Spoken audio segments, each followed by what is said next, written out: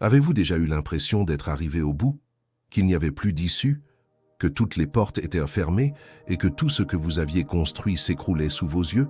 Peut-être regardez-vous cette vidéo en ce moment même, le cœur lourd, les larmes aux yeux, avec l'impression que votre histoire est terminée. Mais je dois vous dire quelque chose qui pourrait complètement changer votre vision de ce moment. Si Dieu n'a pas dit que c'était fini, alors votre histoire ne l'est pas encore. Et aujourd'hui, dans cette vidéo, vous comprendrez pourquoi le silence de Dieu n'est pas un abandon, mais plutôt une préparation à quelque chose que vous ne pouvez pas encore voir. Restez avec moi jusqu'à la fin, car ce message pourrait être exactement ce dont votre âme a besoin en ce moment. Vous savez, nous vivons dans un monde où nous sommes constamment bombardés de voix qui tentent de définir notre réalité. Le médecin pose un diagnostic et on dirait que c'est le dernier mot. La banque refuse le crédit et on a l'impression qu'on ne s'en sortira jamais. La relation se termine et on pense que l'amour est parti pour toujours. La déception s'installe et il semble qu'il n'y ait plus aucune raison de faire confiance. Mais j'aimerais vous poser une question. Qui a vraiment le dernier mot sur votre vie? Les circonstances? Les statistiques? L'opinion des gens? Ou Dieu? Quand on lit la Bible, on découvre quelque chose d'extraordinaire. Dieu a toujours eu le dernier mot. Toujours. Et ce n'est pas seulement une jolie vérité théologique à afficher sur un mur. C'est une réalité qui transforme des vies, change des destins et ressuscite des rêves qui semblaient morts et enterrés. Pensez-y.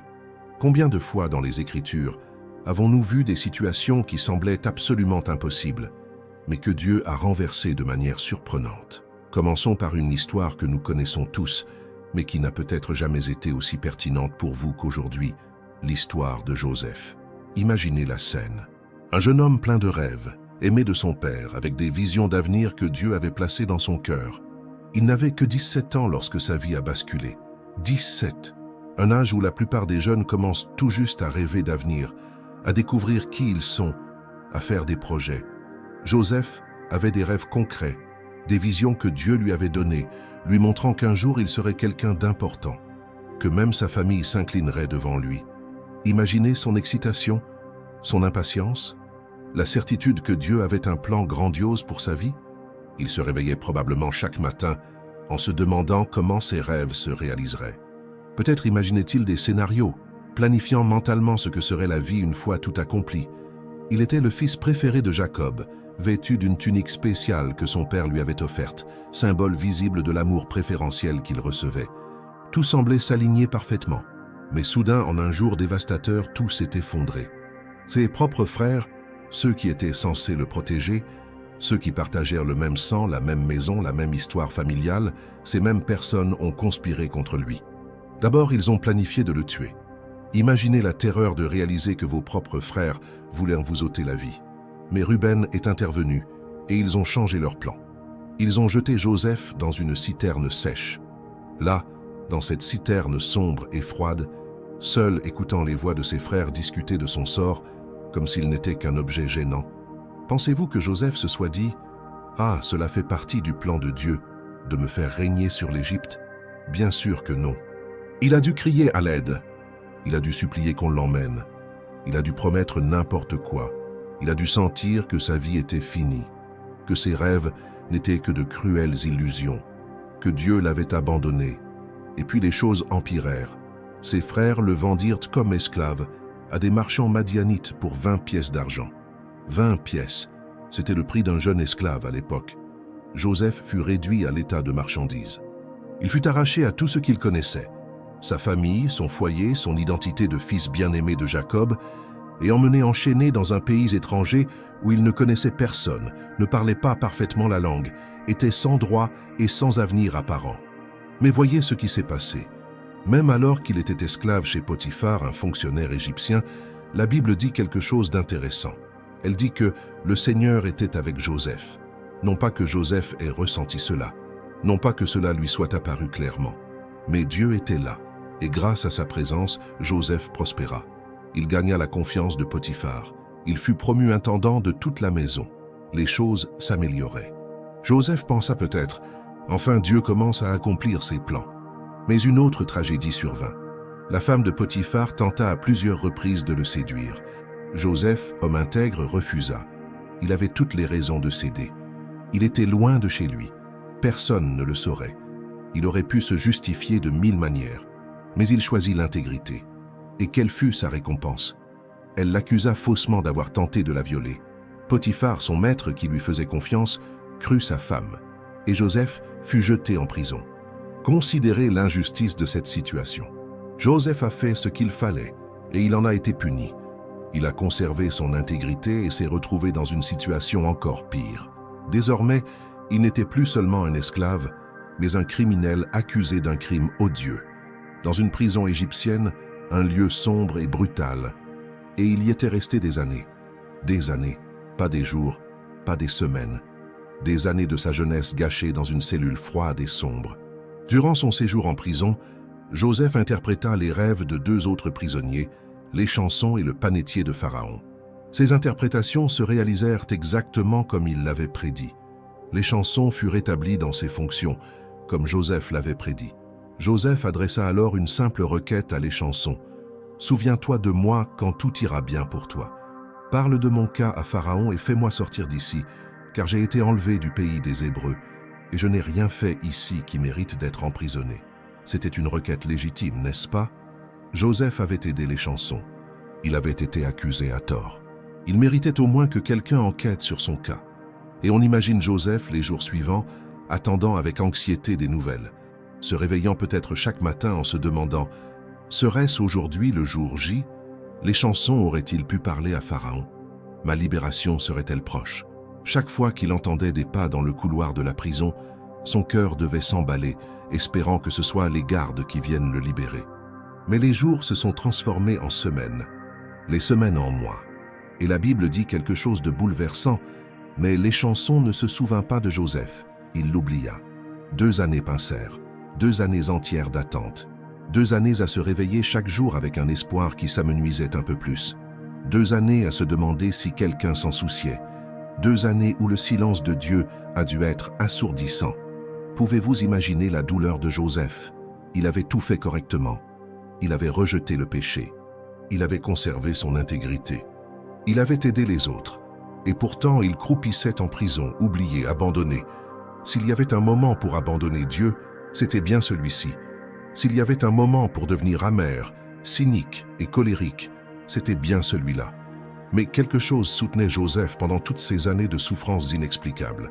Et puis, grâce au timing parfait de Dieu, non pas celui que Joseph aurait choisi, mais celui qui allait orchestrer le plus grand miracle, tout changea. Pharaon fit des rêves ininterprétables. Et ce n'est qu'à ce moment-là que les chansons se souvinrent enfin de Joseph. « Aujourd'hui, je me souviens de mes péchés, dit-il à Pharaon. Et Joseph fut sorti de prison, non pas lentement, ni progressivement, mais en une seule matinée extraordinaire. On le rasa, on lui donna des vêtements propres.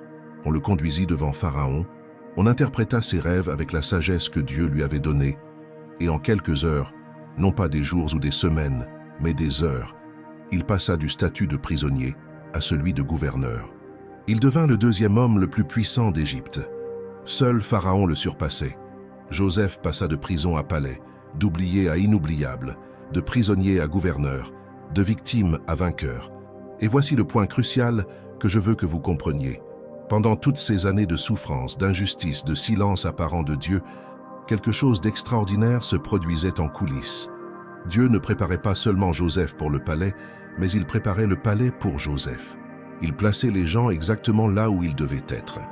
Il orchestrait les événements avec une précision divine.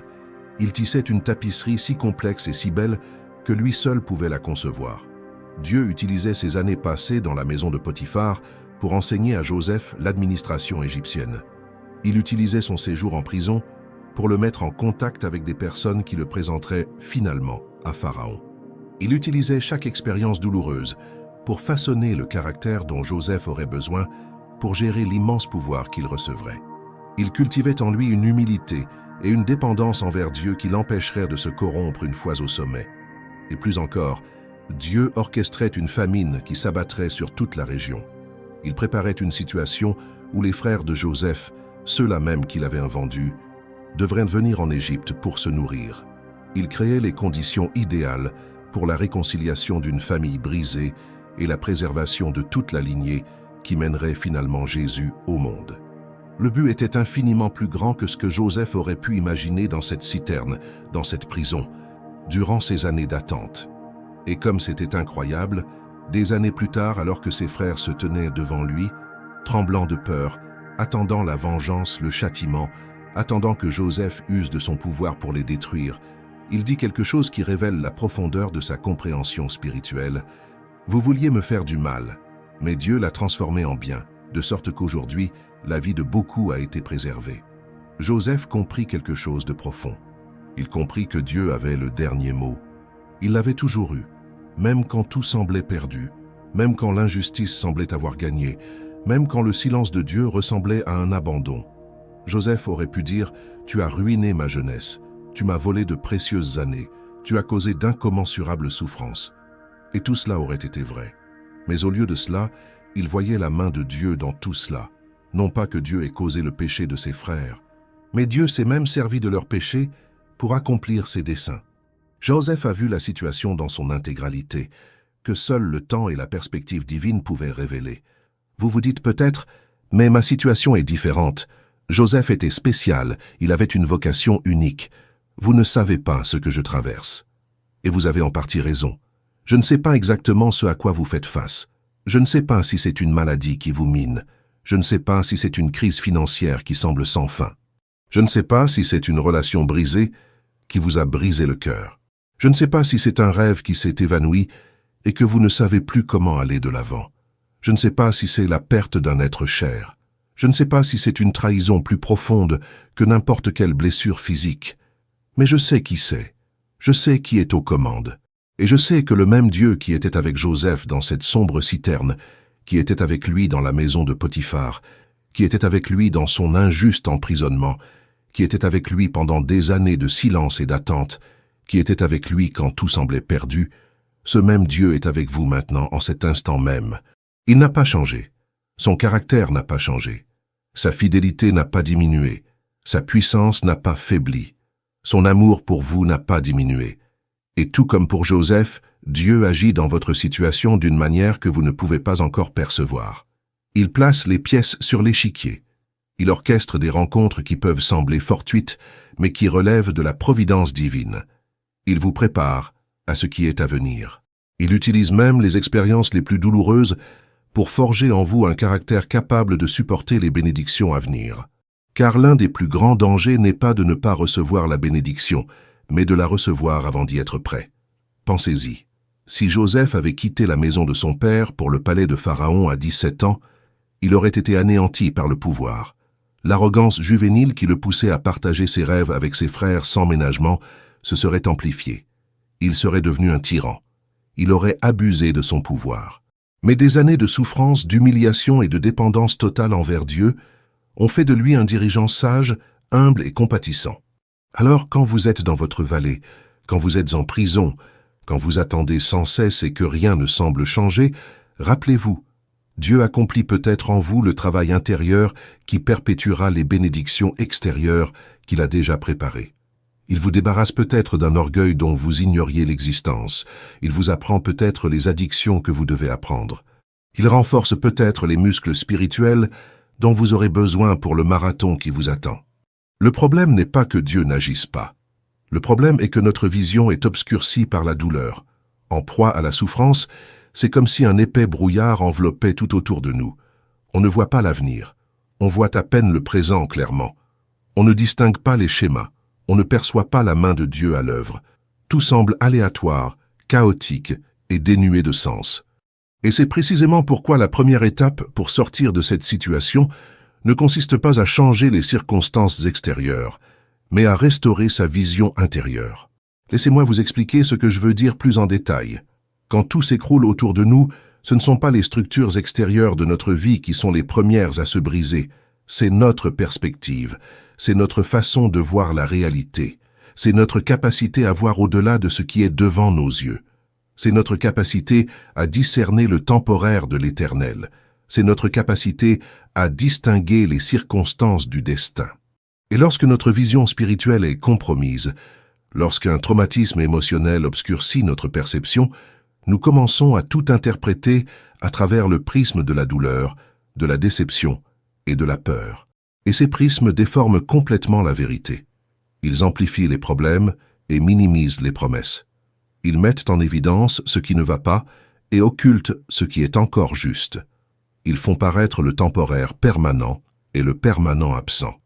Réfléchissez avec moi de manière très concrète. Les circonstances que vous traversez actuellement, aussi difficiles soient-elles, sont temporaires. Vous le savez en théorie, mais votre cœur y croit-il vraiment? Votre comportement reflète-t-il cette conviction? Vos paroles témoignent-elles de cette conviction? Car au cœur de la tempête, lorsque les vagues nous submergent, lorsque le bateau tangue violemment, on a l'impression que le soleil ne brillera plus jamais. Dans l'obscurité, sans un rayon de lumière, lorsque nous trébuchons et nous blessons faute de voir le chemin, la lumière semble n'être qu'un lointain souvenir, quelque chose que nous avons vécu par le passé et qui ne reviendra jamais. Mais c'est un mensonge que la souffrance nous murmure à l'oreille. Un mensonge si souvent répété qu'il prend des allures de vérité. Un mensonge qui s'infiltre si subtilement dans nos pensées que nous ne réalisons même pas que nous y croyons. Et lorsque nous y croyons, lorsque nous le laissons s'installer dans nos cœurs comme une vérité indéniable, nous commençons à vivre comme s'il n'y avait plus d'espoir. Nous prenons des décisions fondées sur un avenir sombre qui n'existe que dans notre imagination blessée. Prenons un autre exemple extrêmement frappant dans la Bible, le peuple d'Israël avant la mer Rouge. Il venait d'être libéré de l'esclavage en Égypte après 400 ans d'oppression brutale. 400 ans. Des générations entières sont nées, ont vécu et sont mortes comme esclaves, fabriquant des briques sous un soleil de plomb, fouettés par des surveillants cruels, voyant leurs fils se faire tuer, vivant sans dignité, sans espoir, sans avenir. Puis Dieu suscita Moïse. Il envoya 10 plaies dévastatrices sur l'Égypte. Chaque plaie démontrait la puissance absolue de Dieu sur les faux dieux égyptiens. L'eau changée en sang montrait que Dieu était plus grand que le Nil, source de vie égyptienne. Les ténèbres montraient que Dieu était plus grand que Ra, le dieu soleil.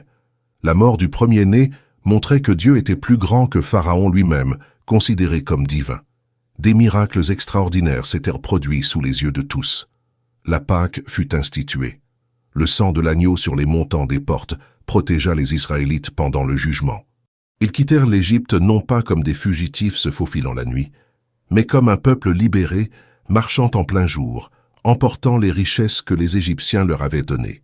Dieu était clairement avec eux. Des colonnes de nuée le jour et du feu la nuit les guidaient. Ils avèrent des preuves visibles et tangibles de la présence de Dieu 24 heures sur 24.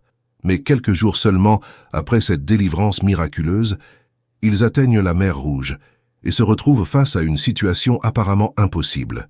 Ils se retournent et voient une vision terrifiante. L'armée la plus puissante du monde connue est à leur trousse. 600 chars de guerre d'élite, plus tous les autres chars d'Égypte, commandés par les meilleurs officiers de Pharaon. Le galop des chevaux, le bruit sourd des roues des chars et les ordres hurlés créent un vacarme assourdissant, annonçant un destin funeste imminent. Ils regardent devant eux et voient un autre problème tout aussi insurmontable, une mer immense, profonde et infranchissable. Pas de bateau, pas de pont, rien, juste de l'eau à perte de vue. Des millions de personnes, dont des enfants, des personnes âgées, des animaux et des bagages. Comment traverser? Comment s'échapper? Ils regardent autour d'eux, un désert aride. Nulle part où se cacher. Aucune issue. Aucune issue. C'est un piège parfait. Dieu semble les avoir menés dans une impasse. Tout espoir de délivrance semble n'être qu'une cruelle illusion. Ils vont mourir là, pris entre la mer et l'épée, entre l'impossible et l'inévitable. Et que font-ils? Ce que n'importe lequel d'entre nous ferait dans une telle situation. Ils paniquent. La peur les envahit. Leur vision est complètement compromise. Ils commencent à se plaindre amèrement à Moïse. Et voyez ce qu'ils disent. C'est révélateur.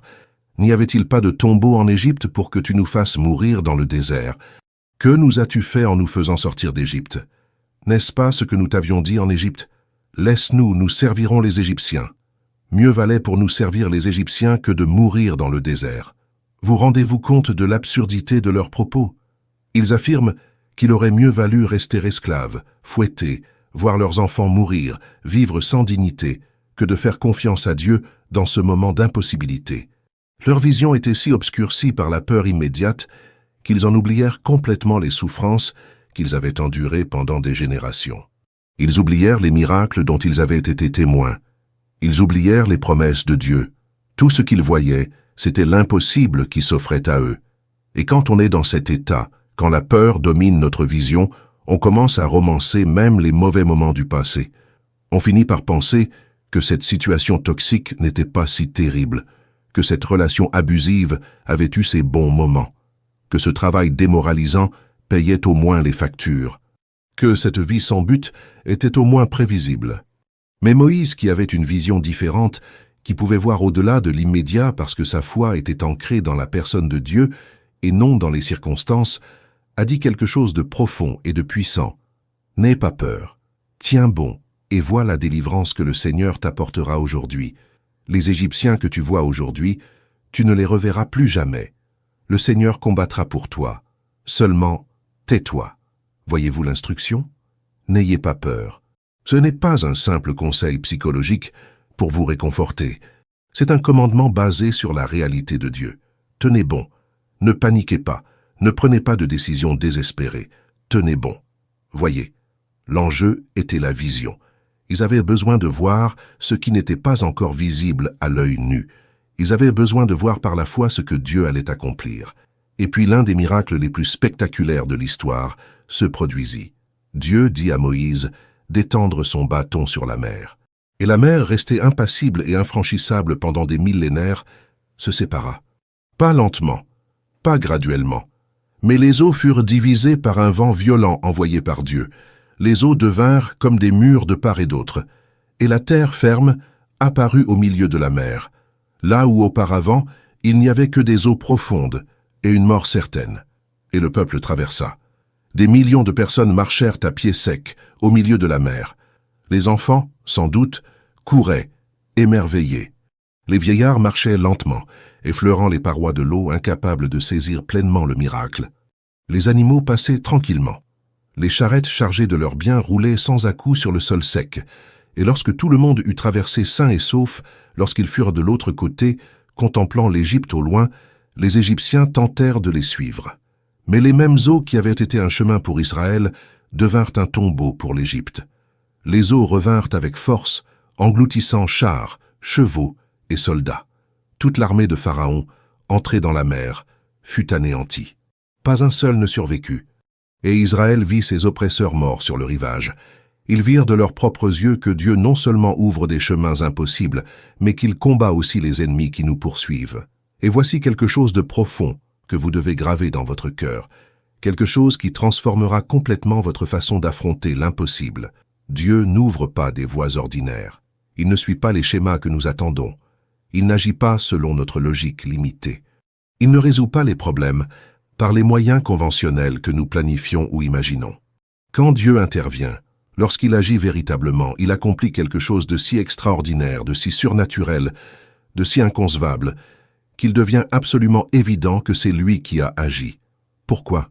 Pourquoi Dieu n'aurait-il pas simplement pu fournir des bateaux à Israël pour traverser la mer, ou faire apparaître un pont, ou empêcher Pharaon de les poursuivre dès le début? Pourquoi choisir une méthode aussi spectaculaire, impossible et impossible? Car lorsque Dieu agit ainsi, lorsqu'il réalise l'impossible sous nos yeux, nul ne doute de qui est véritablement aux commandes. Personne ne peut attribuer le résultat à la chance, au hasard ou à l'effort humain. Quand les eaux de la mer se séparent et s'immobilisent comme des murs tandis que vous marchez sur la terre ferme au milieu, vous savez sans l'ombre d'un doute que c'était Dieu. Quand vous êtes en prison et que soudain, en une seule journée, vous vous retrouvez au palais, vous savez que c'était Dieu. Quand vous êtes encerclé de toutes parts, sans issue apparente, et qu'un chemin s'ouvre là où il n'y en avait pas, vous savez que c'était Dieu. Et cette clarté, cette certitude inébranlable que Dieu a agi, devient une ancre pour votre foi dans les tempêtes à venir. Mais voici une chose que peu de gens réalisent, quelque chose qui peut vous donner un immense espoir pour la situation actuelle. Le plus dur survient souvent juste avant le miracle. Réfléchissez-y attentivement. Joseph était en prison depuis des années, mais c'est la nuit précédant sa convocation au palais qu'il dormit comme un prisonnier oublié pour la dernière fois. Israël était au plus profond de son désespoir, lorsque l'armée était derrière lui et la mer devant lui. mais c'est précisément là que le plus grand miracle se produisit. Lazare, dont nous parlerons plus en détail dans un instant, était mort et enterré depuis 4 jours, sentant la pourriture lorsque Jésus arriva enfin. Anne, la mère de Samuel, était au plus bas de son désespoir, pleurant amèrement dans le temple, incapable de manger, profondément angoissée par sa stérilité, lorsque Dieu exauça sa prière et lui donna non seulement un fils, mais aussi l'un des plus grands prophètes d'Israël. Abraham avait 100 ans, Sarah 90 ans, bien au-delà de toute possibilité naturelle de procréer lorsque naquit Isaac. L'instant de la plus grande impossibilité est souvent le prélude au plus grand miracle. C'est comme si Dieu avait attendu que toutes les options humaines soient épuisées, que toutes les ressources naturelles soient épuisées, que toute possibilité logique disparaisse, pour ensuite démontrer qu'il est le Dieu qui crée quelque chose à partir de rien, qui fait naître la vie de la mort, qui réalise l'impossible. Alors, si vous vivez en ce moment le moment le plus difficile de votre vie, si vous avez l'impression d'avoir touché le fond, si toutes les portes se sont fermées, si toutes les options ont été épuisées, si vous êtes dans votre propre mer rouge personnelle, sans savoir comment vous allez la traverser, je veux que vous considériez sérieusement la possibilité que vous soyez exactement au point où Dieu est sur le point de faire quelque chose d'extraordinaire dans votre vie. Non pas parce que j'ai une boule de cristal et que je peux prédire l'avenir, non pas parce que j'essaie de vous donner de faux espoirs ou de vous tromper avec un optimisme creux, non pas parce que je minimise la douleur réelle que vous ressentez ou les difficultés réelles auxquelles vous faites face, mais parce que c'est ainsi que Dieu agit. C'est son modèle à travers les Écritures, c'est son ADN. Quand les choses semblent désespérées, c'est lui qui est le plus près d'agir. Je sais que cela soulève une question importante, une question que nous nous posons tous. En attendant le miracle, au cœur de la tempête, face à la mer et à l'armée, que faire de la peur? Comment gérer les pensées négatives qui envahissent notre esprit comme une armée implacable? Comment empêcher l'anxiété de nous consumer comme un feu ardent? Comment préserver notre santé mentale quand tout autour de nous semble insensé? Et c'est une question absolument cruciale, car en fin de compte, qui définit votre réalité à cet instant précis? Qui a le dernier mot dans votre cœur? Qui dicte votre interprétation de la situation? Qui contrôle votre récit intérieur? Est-ce la peur ou Dieu? Écoutez, je ne minimise pas ce que vous ressentez. Je ne vous demande pas de faire comme si tout allait bien alors que ce n'est clairement pas le cas. Je ne vous suggère pas d'ignorer la réalité ou de vivre dans le déni. Le diagnostic que vous avez reçu est réel. La crise financière que vous traversez est réelle. La déception que vous avez éprouvée est réelle. Le chagrin que vous vivez est réel. La trahison que vous avez subie est réelle. La souffrance que vous ressentez est réelle, légitime et mérite d'être reconnue. Je ne vous demande pas de nier quoi que ce soit, mais il y a une différence énorme, une différence qui peut complètement changer le cours de votre vie entre reconnaître la réalité d'une situation et la laisser définir votre identité et déterminer votre avenir. Entre admettre que quelque chose de difficile se produit et conclure que c'est tout ce qui arrivera. Entre ressentir la douleur du présent et croire que cette douleur est la seule chose que l'avenir vous réserve. Si vous vous réveillez chaque matin avec le problème comme première pensée, si le problème est la dernière chose à laquelle vous pensez avant de vous endormir, si vous passez la journée à méditer sur la crise, à ruminer ce qui a mal tourné, à repasser mentalement les pires scénarios, si vous vous endormez avec l'anxiété pour seule compagne, si vos conversations tournent constamment autour de ce qui ne va pas, alors qui a le dernier mot dans votre cœur? C'est la peur, c'est l'inquiétude, c'est l'anxiété, c'est le problème. Et quand la peur prend cette autorité dans votre vie, quand elle occupe le trône de votre cœur, quand elle devient le roi qui gouverne vos pensées et vos émotions, elle crée des chaînes invisibles qui vous lient d'une manière dont vous n'avez même pas conscience. Vous commencez à vivre en mode survie pure. Vous cessez de rêver, car rêver fait mal quand vous ne croyez pas que vos rêves peuvent se réaliser. Vous cessez de planifier, car planifier semble vain quand vous ne voyez pas d'avenir. Vous cessez de croire, car croire exige un espoir que vous pensez ne pas pouvoir vous permettre. Vous cessez d'avancer, car avancer exige du courage, et ce courage semble s'être évaporé de votre cœur. Vous vous renfermez émotionnellement, car vous ouvrir signifie risquer davantage de déception. Vous vous isolez socialement, car expliquer votre situation aux autres vous paraît trop épuisant. Vous cessez de prendre soin de vous, car cela semble inutile. Vous abandonnez des pratiques qui vous ont autrefois renforcé, car vous ne sentez plus l'énergie nécessaire. Et lentement, imperceptiblement, vous devenez l'ombre de vous-même, une version diminuée, repliée sur vous-même, vaincue. Mais si Dieu a le dernier mot, s'il a la voix finale dans votre cœur, si c'est en sa vérité que vous choisissez de croire avant toute autre voix, quelque chose de complètement différent se produit. Et soyons clairs, cela ne signifie pas que vous vivrez des changements extérieurs immédiats. Peut-être que les circonstances resteront les mêmes demain. Peut-être que rien de visible ne changera pendant des semaines, voire des mois. Peut-être devrez-vous encore vous réveiller face à la même situation difficile. Mais ce qui change, et c'est absolument transformateur, c'est ce qui se passe en vous. Une paix s'installe, qui n'a aucun sens logique. Une paix qui pousse ceux qui vous entourent à se demander « Comment pouvez-vous rester si calme face à cela ?» Une paix que Paul décrit comme la paix de Dieu qui surpasse toute intelligence. C'est une paix qui ne nie pas la réalité du problème, mais affirme une réalité plus grande. Dieu est aux commandes. Une espérance surgit, en contradiction avec les faits visibles. Non pas une espérance fondée sur un optimisme aveugle ou une pensée positive forcée, mais une espérance ancrée dans le caractère immuable de Dieu. Une espérance qui dit « Je ne sais pas comment, mais je sais qui, et je sais qu'il est fidèle ». Une espérance qui n'a pas besoin de voir le chemin dans son intégralité, seulement la prochaine étape éclairée par la confiance en Dieu. Une force que vous ignoriez émerge. Vous découvrez des réserves intérieures dont vous ignoriez l'existence. Vous vous surprenez par votre propre résilience. Vous traversez des jours que vous pensiez ne pas pouvoir survivre, et quand vous arrivez à leur fin, vous réalisez « J'ai survécu, je suis toujours là, je suis toujours debout ».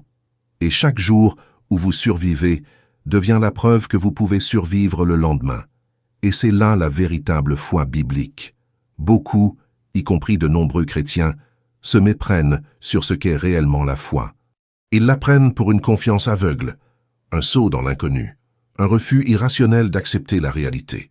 Ils l'aperçoivent comme une ignorance volontaire, se boucher les oreilles et chanter à tue-tête pour faire taire les mauvaises nouvelles.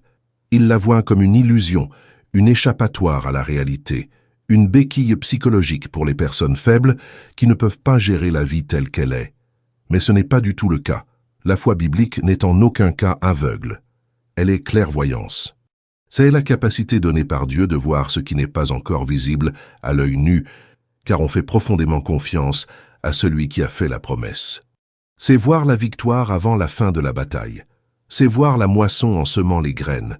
C'est voir la réponse avant même que la prière ne soit exaucée. C'est voir le miracle alors qu'on est encore au cœur de l'impossible. Hébreux chapitre 11 verset 1 le définit précisément. La foi est une ferme assurance des choses qu'on espère, une démonstration de celles qu'on ne voit pas. Notez bien les mots choisis par l'auteur. Il ne parle pas de vague espérance, de désir incertain ou de illusion réconfortante. Il parle d'assurance et de preuve. Ce sont des mots forts, des paroles de conviction, des paroles d'une confiance inébranlable. Mais assurance et preuve de quoi? De choses non encore accomplies, de promesses non encore matérialisées, de réalités non encore manifestées dans le monde physique. Comment est-ce possible? Comment être certain de quelque chose qui n'est pas encore arrivé? Comment avoir la preuve de quelque chose qu'on ne peut pas encore toucher, voir ou mesurer? Car la foi ne se fonde pas sur les circonstances. Elle ne s'appuie pas sur des preuves externes. Elle ne s'ancre pas dans des probabilités ou des statistiques. La foi repose sur le caractère de Dieu. Et le caractère de Dieu ne change pas au gré des saisons de notre vie. Il ne fluctue pas selon les aléas de notre expérience. Il ne varie pas selon que nous sommes dans une vallée ou au sommet d'une montagne. Dieu est le même hier, aujourd'hui et éternellement. Sa fidélité ne dépend pas de notre fidélité. Son amour ne dépend pas de nos performances. Ses promesses ne sont pas annulées par nos circonstances. Sa puissance n'est pas limitée par nos limites. Son caractère est le roc solide sur lequel repose la vraie foi.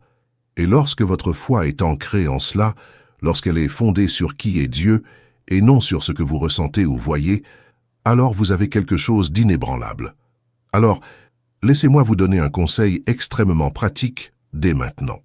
Si vous avez du mal à garder une vision claire, si la peur tente de définir votre réalité, Si vous avez l'impression de perdre la bataille de votre esprit, voici 3 pratiques concrètes et spécifiques qui peuvent transformer votre perspective. Et avant de continuer, si ce contenu vous a été utile, si quelque chose qui y est dit vous touche, n'hésitez pas à aimer cette vidéo. Abonnez-vous à la chaîne et activez la cloche pour ne rien manquer des contenus futurs qui renforceront votre foi et vous aideront dans ce cheminement. Première pratique transformatrice, apprendre à distinguer les faits de l'interprétation. Qu'est-ce que cela signifie au quotidien? Cela signifie qu'il y a ce qui s'est passé, l'événement objectif, et ce que vous concluez de ce qui s'est passé, le sens que vous attribuez à cet événement. Or, ces 2 choses sont distinctes, même si notre esprit les confond automatiquement sans que nous nous en rendions compte. Par exemple, le fait objectif pourrait être « J'ai perdu mon emploi vendredi dernier ». C'est le fait. C'est ce qui s'est passé. C'est vérifiable, concret, indiscutable.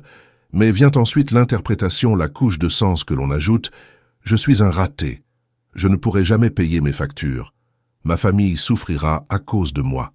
Je ne m'en remettrai jamais. Ma carrière est terminée. À mon âge, qui m'embauchera? J'ai laissé tomber tout le monde. » Voyez-vous l'énorme différence entre les faits et l'interprétation? Les faits sont neutres et objectifs. L'interprétation est chargée d'émotions, de jugements, de peur et d'hypothèses sur l'avenir. Et voici le problème. Si vous ne faites pas la distinction entre ces 2 éléments, si vous traitez votre interprétation comme s'il s'agissait de faits, vous vous retrouvez piégé dans un récit qui pourrait bien être totalement faux. En apprenant à dissocier consciemment ces 2 choses, en vous demandant « D'accord, que s'est-il réellement passé et mes conclusions ?» Vous vous ouvrez à recadrer la situation avec foi. Vous pouvez prendre le même événement et lui appliquer une interprétation différente, fondée sur la vérité divine plutôt que sur la voie de la peur. La nouvelle interprétation serait donc quelque chose comme ceci. « J'ai perdu mon emploi vendredi, mais Dieu est mon soutien depuis toujours. Il a pris soin de moi jusqu'à présent et ne s'arrêtera pas maintenant. » Cela pourrait être l'occasion de quelque chose de meilleur que je n'aurais même pas pu imaginer. Dieu est déjà au courant et a un plan. Je ne sais pas ce qui m'attend, mais j'ai confiance en celui qui détient mon avenir. Même situation, mais perspectives complètement différentes. Et il ne s'agit pas de vœux pieux ou de déni de la réalité. Il s'agit de choisir d'interpréter la réalité à travers le prisme de la parole de Dieu plutôt que celui de la peur et de l'anxiété. Laissez-moi vous donner un autre exemple pour bien comprendre. Fait. Ma relation de 5 ans a pris fin. Interprétation basée sur la peur. Je ne retrouverai jamais personne. Il y a quelque chose qui ne va pas chez moi. Je serai seul pour toujours. J'ai gâché les plus belles années de ma vie. Je suis incapable d'entretenir une relation. Interprétation basée sur la foi. Cette relation a pris fin et elle me fait profondément mal. Mais Dieu connaît mon cœur et mes désirs. Si cette relation était juste, Dieu l'aurait préservée. Sinon, il me protège de quelque chose que je ne vois pas pour le moment. Dieu contrôle mon histoire d'amour et je fais confiance à son timing. Voyez-vous la différence? Vous ne niez pas la douleur. Vous ne faites pas comme si elle n'avait pas d'importance. Vous n'en minimisez pas l'impact, mais vous choisissez un récit différent qui inclut Dieu, sa souveraineté, sa sollicitude, son dessein. Et avec le temps, en pratiquant cela régulièrement, votre esprit commence à évoluer. Vous développez de nouveaux schémas de pensée. Et ces nouveaux schémas transforment littéralement votre expérience de la vie. Deuxième pratique transformatrice. Apprendre à bien interpréter le silence de Dieu. C'est crucial, car le silence de Dieu est l'une des choses les plus difficiles à supporter pour toute personne croyante. Prier avec ferveur, crier de tout son cœur, chercher désespérément une parole, une direction, un signe, n'importe quoi, et recevoir le silence peut être dévastateur.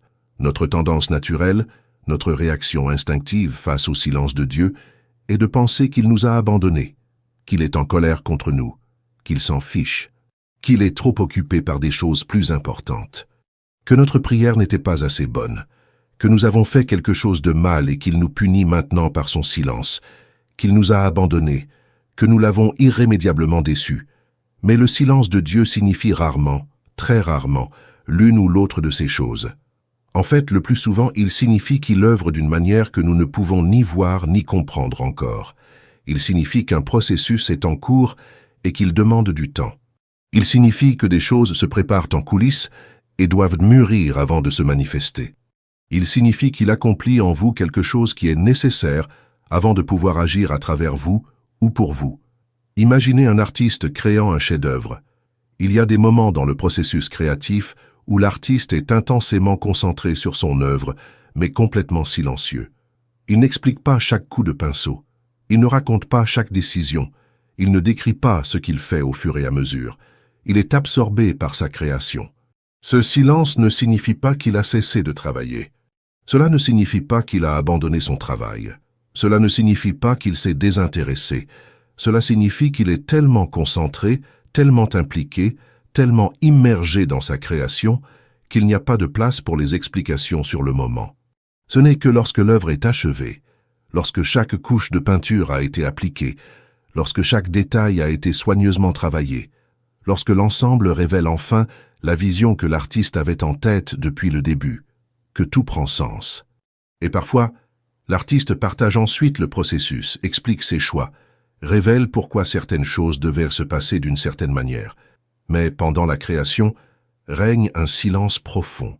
De même, lorsque Dieu est silencieux, il peut être intensément actif dans votre situation, agissant de manières encore invisibles. Il peut déplacer des éléments, aligner des personnes, préparer des opportunités, éliminer des obstacles, transformer des cœurs, ouvrir des portes, changer des circonstances. Tout cela se produit dans l'invisible, dans le monde spirituel, dans les coulisses de la réalité que vous vivez.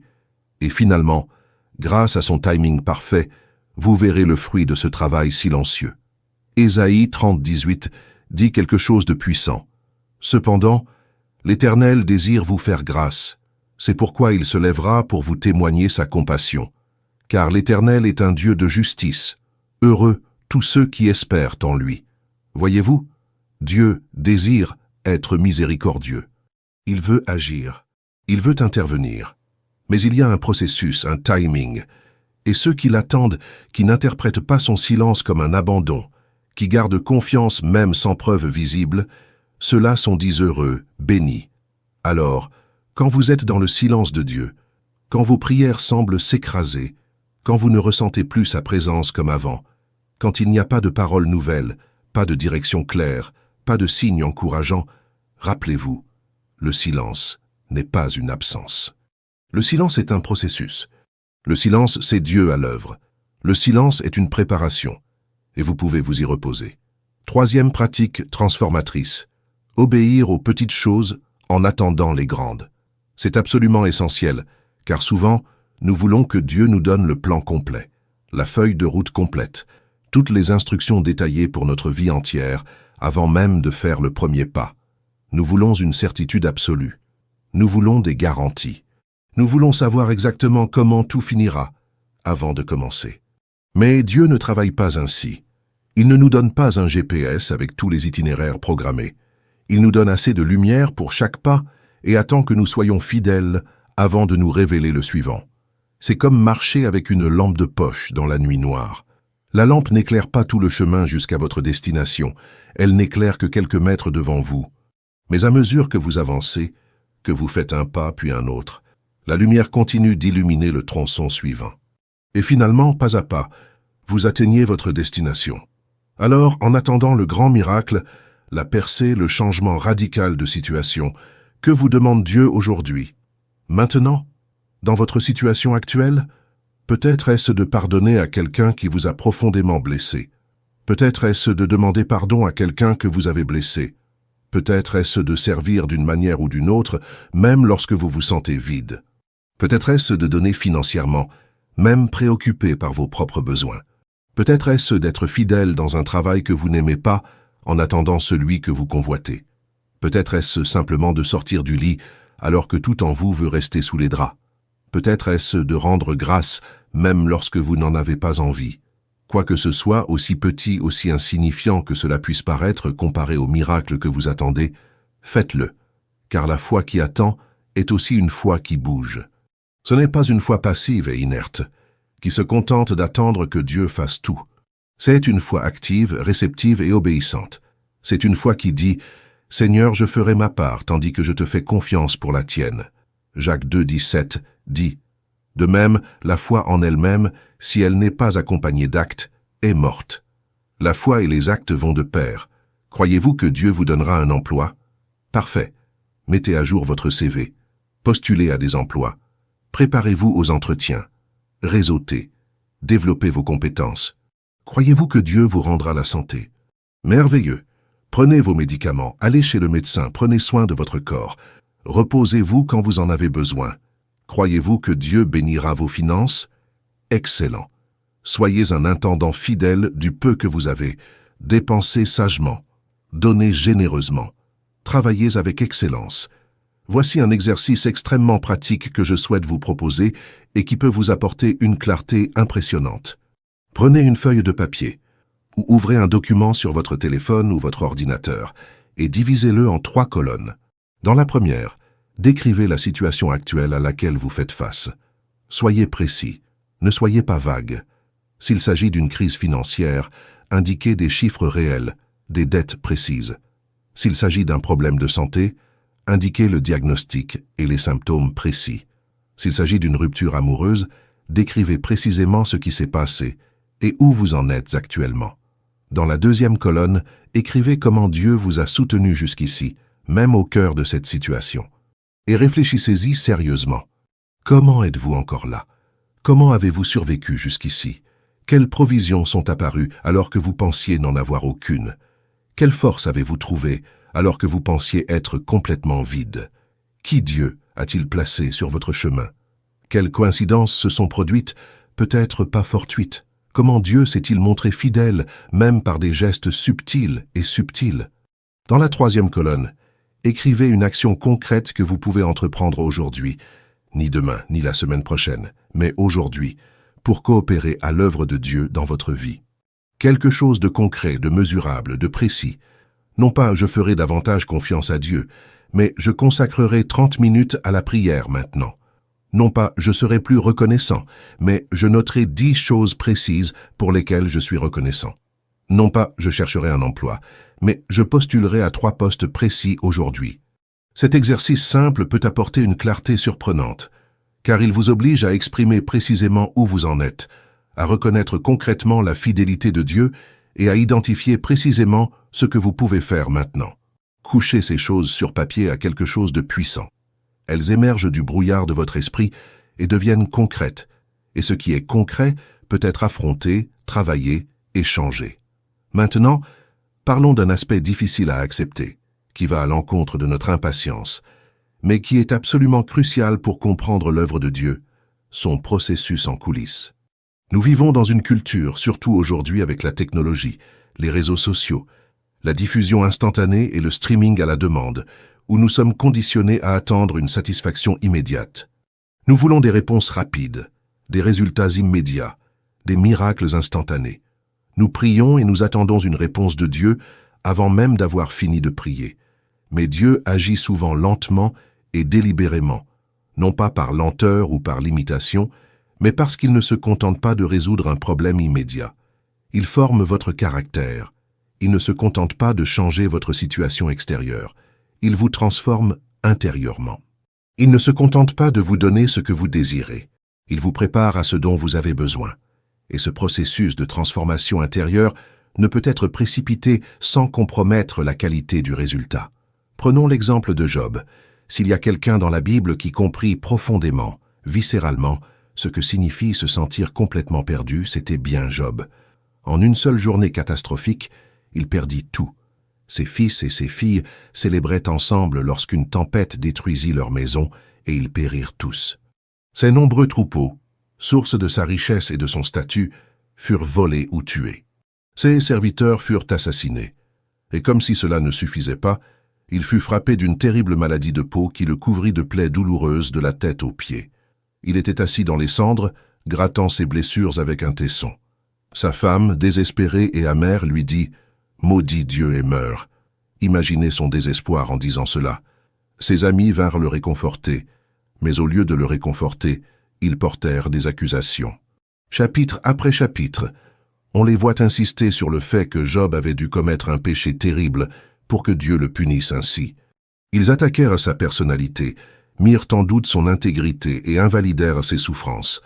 Chapitre après chapitre, nous voyons Job lutter pour comprendre pourquoi il souffre tant. Il interroge Dieu. Il exprime son angoisse. Il ne comprend pas.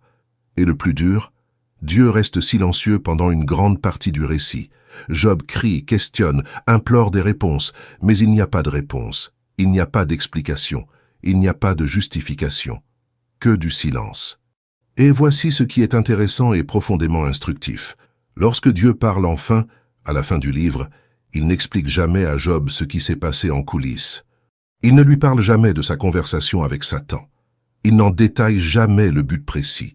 Il ne donne jamais à Job les réponses qu'il cherchait désespérément. Au lieu de cela, Dieu se révèle simplement. Il pose à Job une série de questions qui disent essentiellement « Me fais-tu confiance? Reconnais-tu ma souveraineté? Acceptes-tu qu'il y ait des choses que tu ne peux pas comprendre ?» Et lorsque Job rencontre Dieu d'une manière plus profonde, plus intime et plus transformatrice que jamais auparavant, tout change. Non pas parce que les réponses sont venues, non pas parce que tout prend désormais sens, mais parce que la présence est venue, parce que la relation s'est approfondie, parce que Job a connu Dieu d'une manière qui n'aurait pas été possible sans la souffrance. Et à la fin de l'histoire, Dieu restaure Job, non seulement à ce qu'il avait auparavant, mais au double. La Bible dit que l'Éternel bénit la fin de la vie de Job plus que le commencement. Il eut plus de moutons, plus de chameaux, plus de bœufs et plus d'ânes qu'auparavant. Il eut de nouveaux fils et filles. Il vécut encore 140 ans et vit 4 générations de descendants. Il mourut vieux et rassasié de jours. Tout ce qu'il avait perdu lui fut rendu, multiplié. Mais voici le point crucial à ne pas manquer. Le Job restauré n'était pas celui qui avait tout perdu. Il fut complètement transformé par ce processus. Sa foi fut affinée comme l'or au feu. Sa compréhension de Dieu s'en trouva profondément élargie. Sa dépendance à Dieu fut absolument renforcée. Sa capacité à affronter l'adversité fut extraordinairement renforcée. Et probablement, bien que la Bible ne le dise pas explicitement, ce fut là sa plus grande richesse. Non pas de plus grands troupeaux, ni de plus grandes propriétés, mais la connaissance intime de Dieu forgée au feu de la souffrance. Une confiance inébranlable développée par l'épreuve, une profonde sagesse acquise par l'expérience, un caractère mûri par ce processus. Alors quand vous contemplez les ruines de votre vie actuelle, les fragments brisés de ce que vous avez si soigneusement construit, les rêves qui semblent morts et enterrés, les espoirs qui semblent s'être effondrés, considérez ceci de tout votre cœur. Les ruines peuvent être le terreau idéal pour de nouvelles fondations. Des fondations plus solides que les précédentes, des fondations plus profondes, qui pénètrent dans la roche solide et pas seulement dans le sable fin. Des fondations qui ne seront pas ébranlées par les tempêtes futures, car elles ont été construites avec les matériaux de l'épreuve. Parfois, Dieu doit permettre que des structures s'effondrent parce qu'elles reposent sur des fondations fragiles. Elles semblaient solides lorsque tout était calme, mais elles n'auraient pas résisté aux tempêtes à venir. Alors, par amour pour vous, pour votre bien-être futur, Dieu permet que ces structures s'effondrent maintenant, alors que la reconstruction est encore possible, plutôt que de les laisser s'effondrer plus tard, lorsque l'effondrement serait encore plus dévastateur. Et voici un changement de perspective qui peut révolutionner votre parcours, transformer complètement votre façon de vivre la souffrance. Remplacer « pourquoi » par « pourquoi ». Lorsqu'un événement difficile, douloureux et inexplicable survient, notre première réaction instinctive est de nous demander « pourquoi cela m'arrive-t-il ? Qu'ai-je fait pour mériter cela ? Pourquoi Dieu permet-il cela ? Pourquoi maintenant ? Pourquoi ainsi ?» Et ce sont des questions tout à fait naturelles et humaines. Il n'y a rien de mal à les poser. Dieu est assez grand pour répondre à nos questions sincères. Mais voici le problème. Nous recevons rarement une réponse claire et directe à ces questions du type « pourquoi ?» Et rester bloqué sur cette question, la ruminer sans cesse, la ressasser jour après jour sans trouver de réponse satisfaisante, peut nous laisser amers, pleins de ressentiment et paralysés. L'amertume grandit lorsque nous avons le sentiment d'avoir été lésés sans explication valable. Le ressentiment s'installe lorsque nous pensons mériter mieux et ne comprenons pas pourquoi nous ne l'avons pas obtenu. La paralysie survient lorsque nous sommes tellement obsédés par le pourquoi que nous ne pouvons pas avancer car nous pensons devoir comprendre pleinement avant de pouvoir avancer. Mais lorsque nous déplaçons intentionnellement et délibérément la question de pourquoi cela arrive-t-il vers à quoi cela arrive-t-il, un changement profond se produit dans notre perspective. Nous commençons à chercher un sens à la souffrance plutôt que de simples raisons. Nous commençons à voir des opportunités de croissance plutôt que de simples tragédies. Nous commençons à comprendre comment Dieu peut utiliser, racheter et transformer même les situations les plus difficiles pour notre bien et sa gloire. Pourquoi est une question tournée vers l'avenir, les possibilités, le but. Pourquoi tend à nous enfermer dans le passé, le ressentiment, la confusion? Pourquoi nous fait avancer? Pourquoi nous maintient bloqués? Pourquoi nous donne de l'espoir? Pourquoi peut nous laisser sans espoir? Romains 8:28 nous offre une promesse incroyable.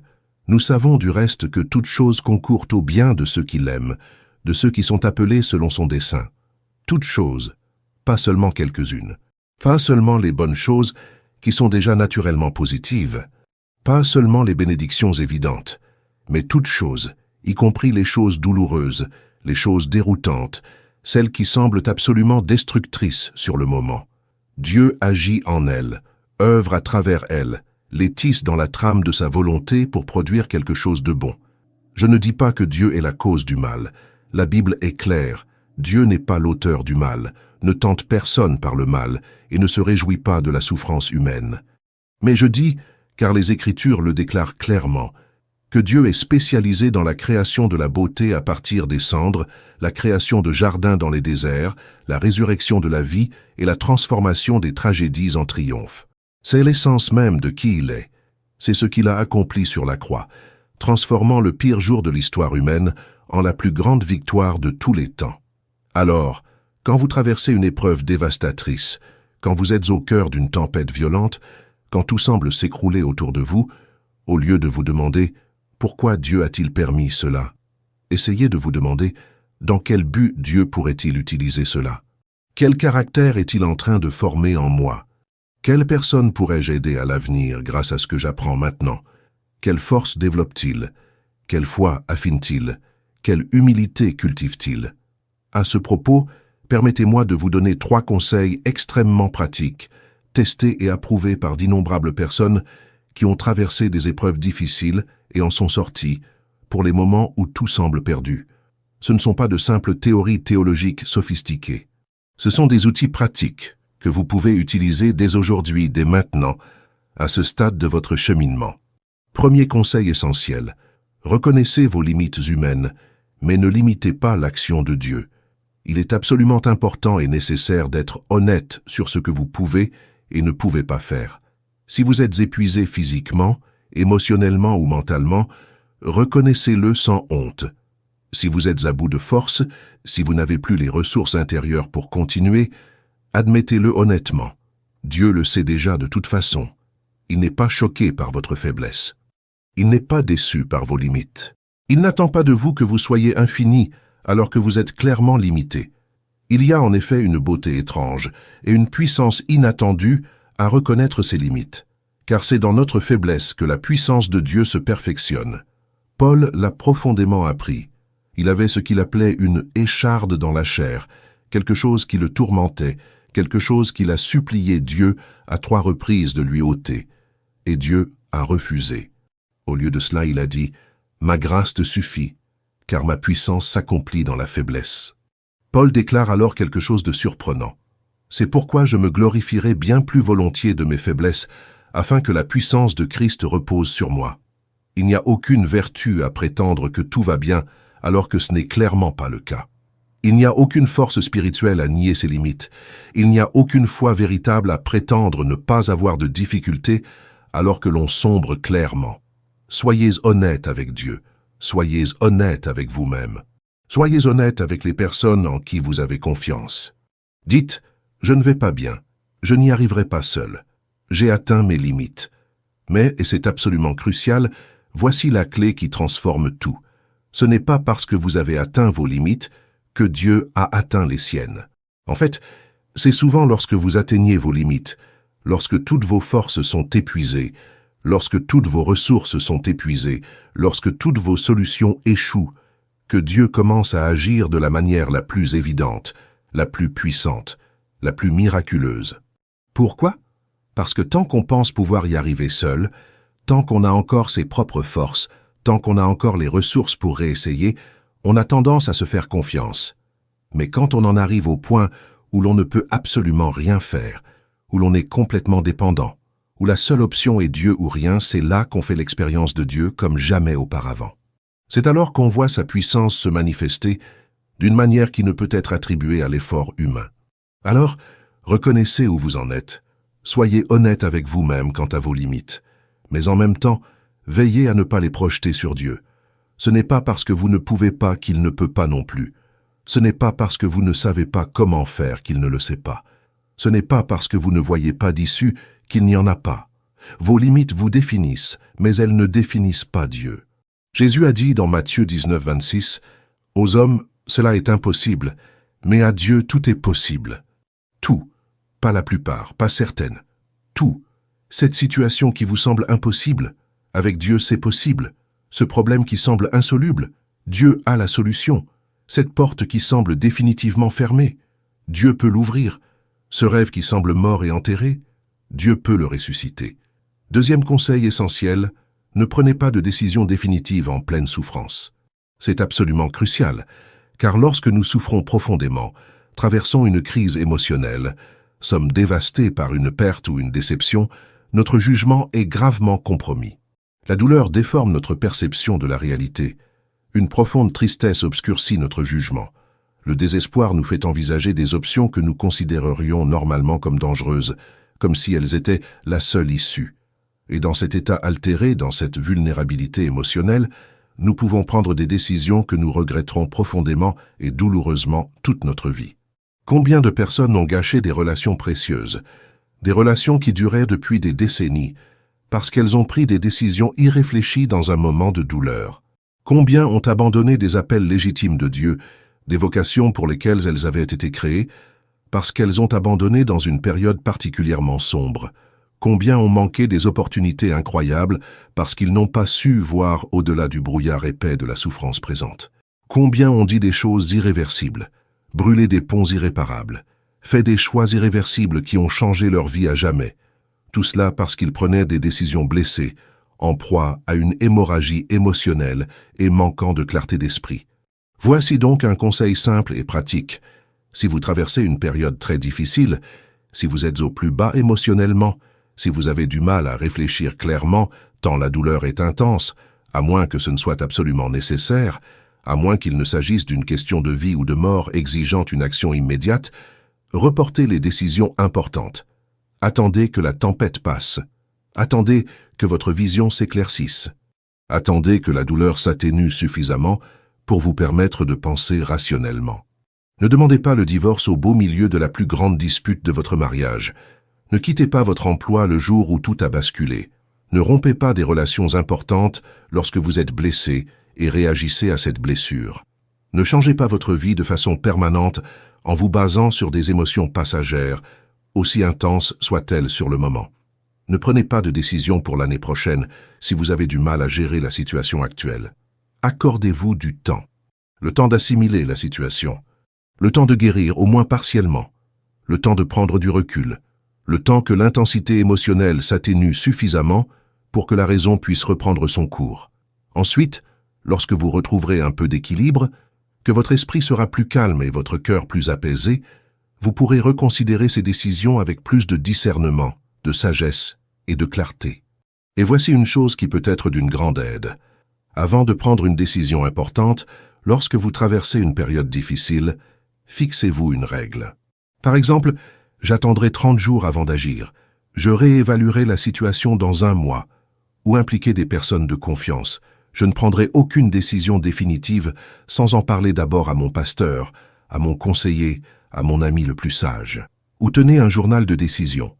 Je noterai cette décision et ses raisons aujourd'hui, et je la relirai dans 1 semaine pour voir si elle me semble toujours la bonne. Ces mécanismes de protection peuvent littéralement vous préserver des erreurs dévastatrices que vous commettriez dans un moment de faiblesse. Ils créent un espace entre l'impulsion et l'action, et dans cet espace, la sagesse peut s'infiltrer. Dans cet espace, Dieu peut parler. Dans cet espace, la clarté peut émerger. 3e conseil transformateur. Élève à nouveau la voix dans la prière, même tremblante, brisée par les larmes, même si ce n'est qu'une plainte inarticulée. Souvent, quand nous sommes au plus bas, quand nous avons le plus besoin de Dieu, c'est précisément là que nous cessons de prier. Pourquoi? Parce que nous sommes en colère contre lui, parce que nous pensons qu'il ne nous écoute pas de toute façon, parce que nous ne savons pas quoi dire, parce que la douleur est si intense que les mots semblent insuffisants, parce que nous nous sentons indignes ou honteux, parce que nous sommes si épuisés que nous n'avons même pas l'énergie de former des phrases. Mais votre prière n'a pas besoin d'être éloquente pour être puissante. Elle n'a pas besoin d'être théologiquement précise pour être entendue. Elle n'a pas besoin d'être longue pour être efficace.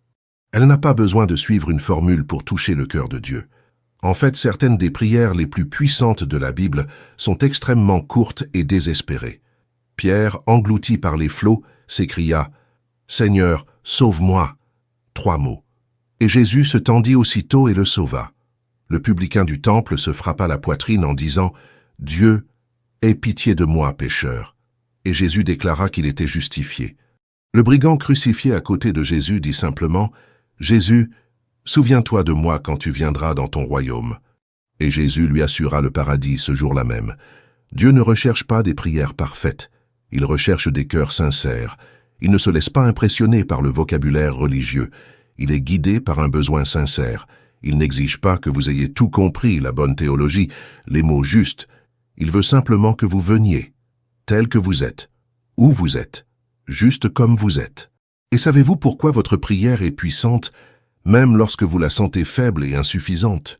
Non pas parce que vous êtes éloquent, non pas parce que vous utilisez les mots justes, ni parce que vous priez au bon moment ou avec la bonne posture, mais parce que Dieu est un Père aimant qui se penche pour entendre le moindre murmure, le plus léger gémissement de ses enfants.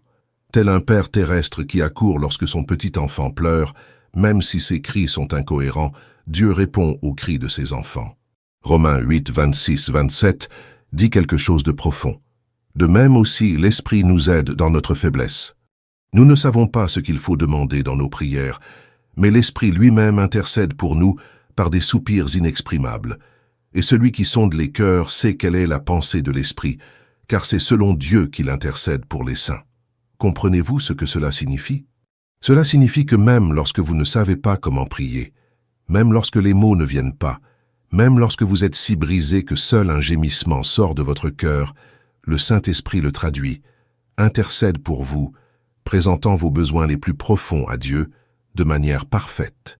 Vous n'avez pas besoin de tout maîtriser. Il vous suffit de venir. Et en parlant de prière, laissez-moi vous parler de l'un des miracles les plus impressionnants, les plus profonds et les plus révélateurs de Jésus, la résurrection de Lazare.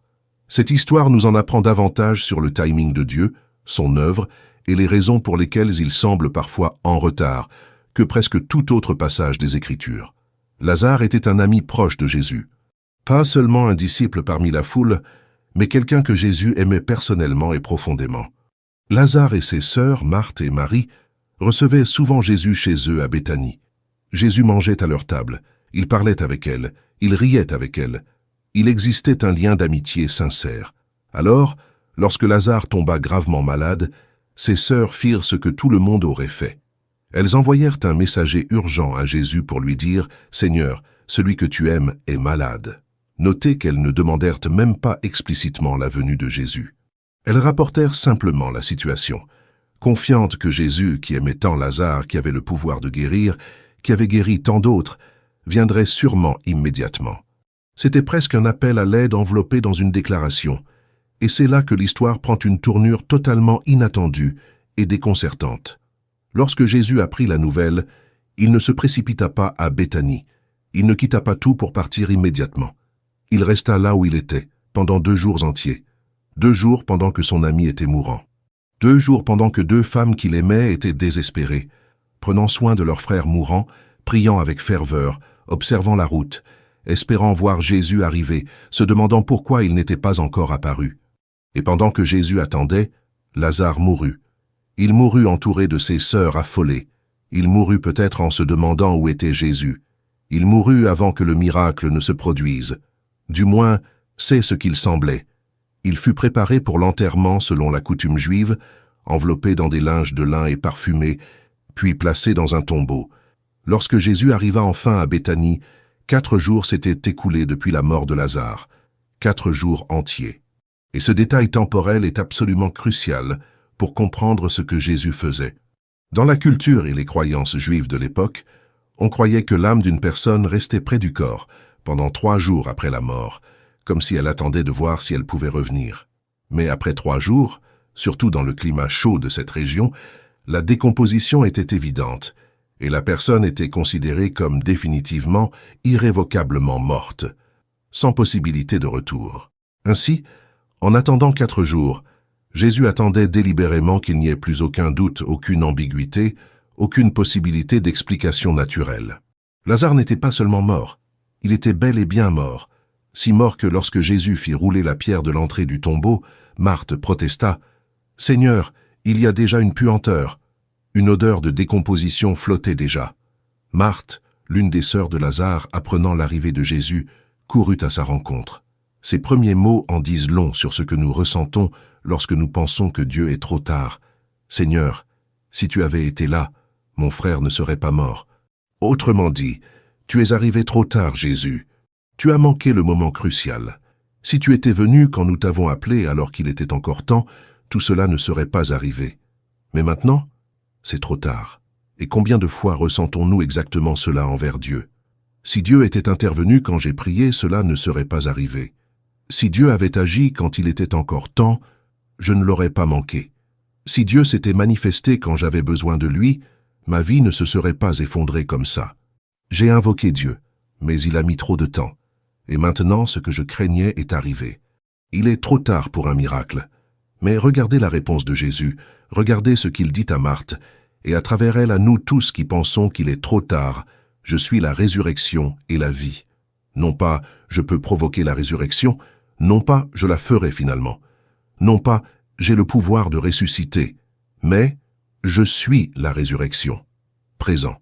Identité essentielle, nature fondamentale. Ce que Jésus dit est profond.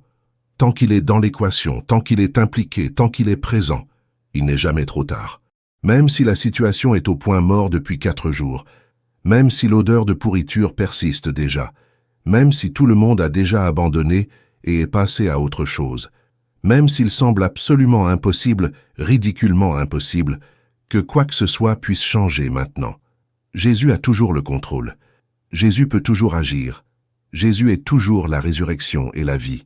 Et puis, le miracle qui allait tout changer se produisit. Jésus alla au tombeau. La Bible rapporte une chose incroyablement émouvante avant le miracle. Jésus pleura.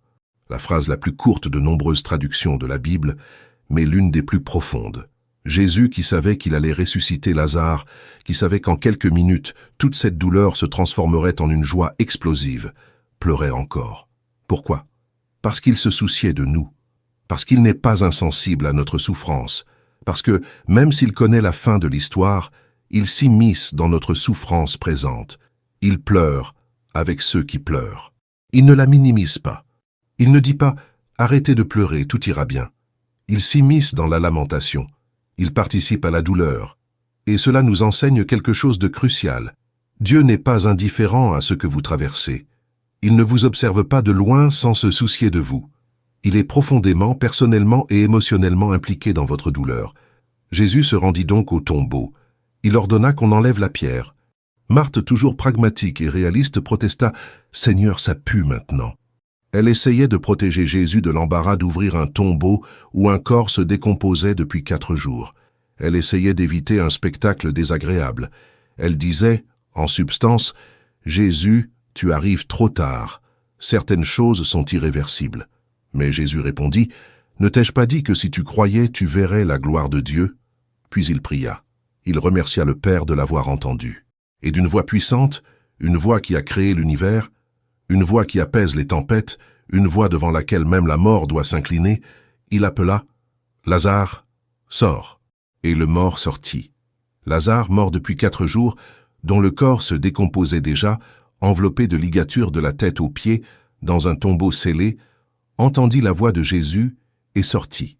Il sortit du tombeau en marchant, toujours enveloppé de ligatures, le visage toujours couvert de ligatures, mais vivant. Miraculeusement, surnaturellement, inexplicablement, naturellement, vivant.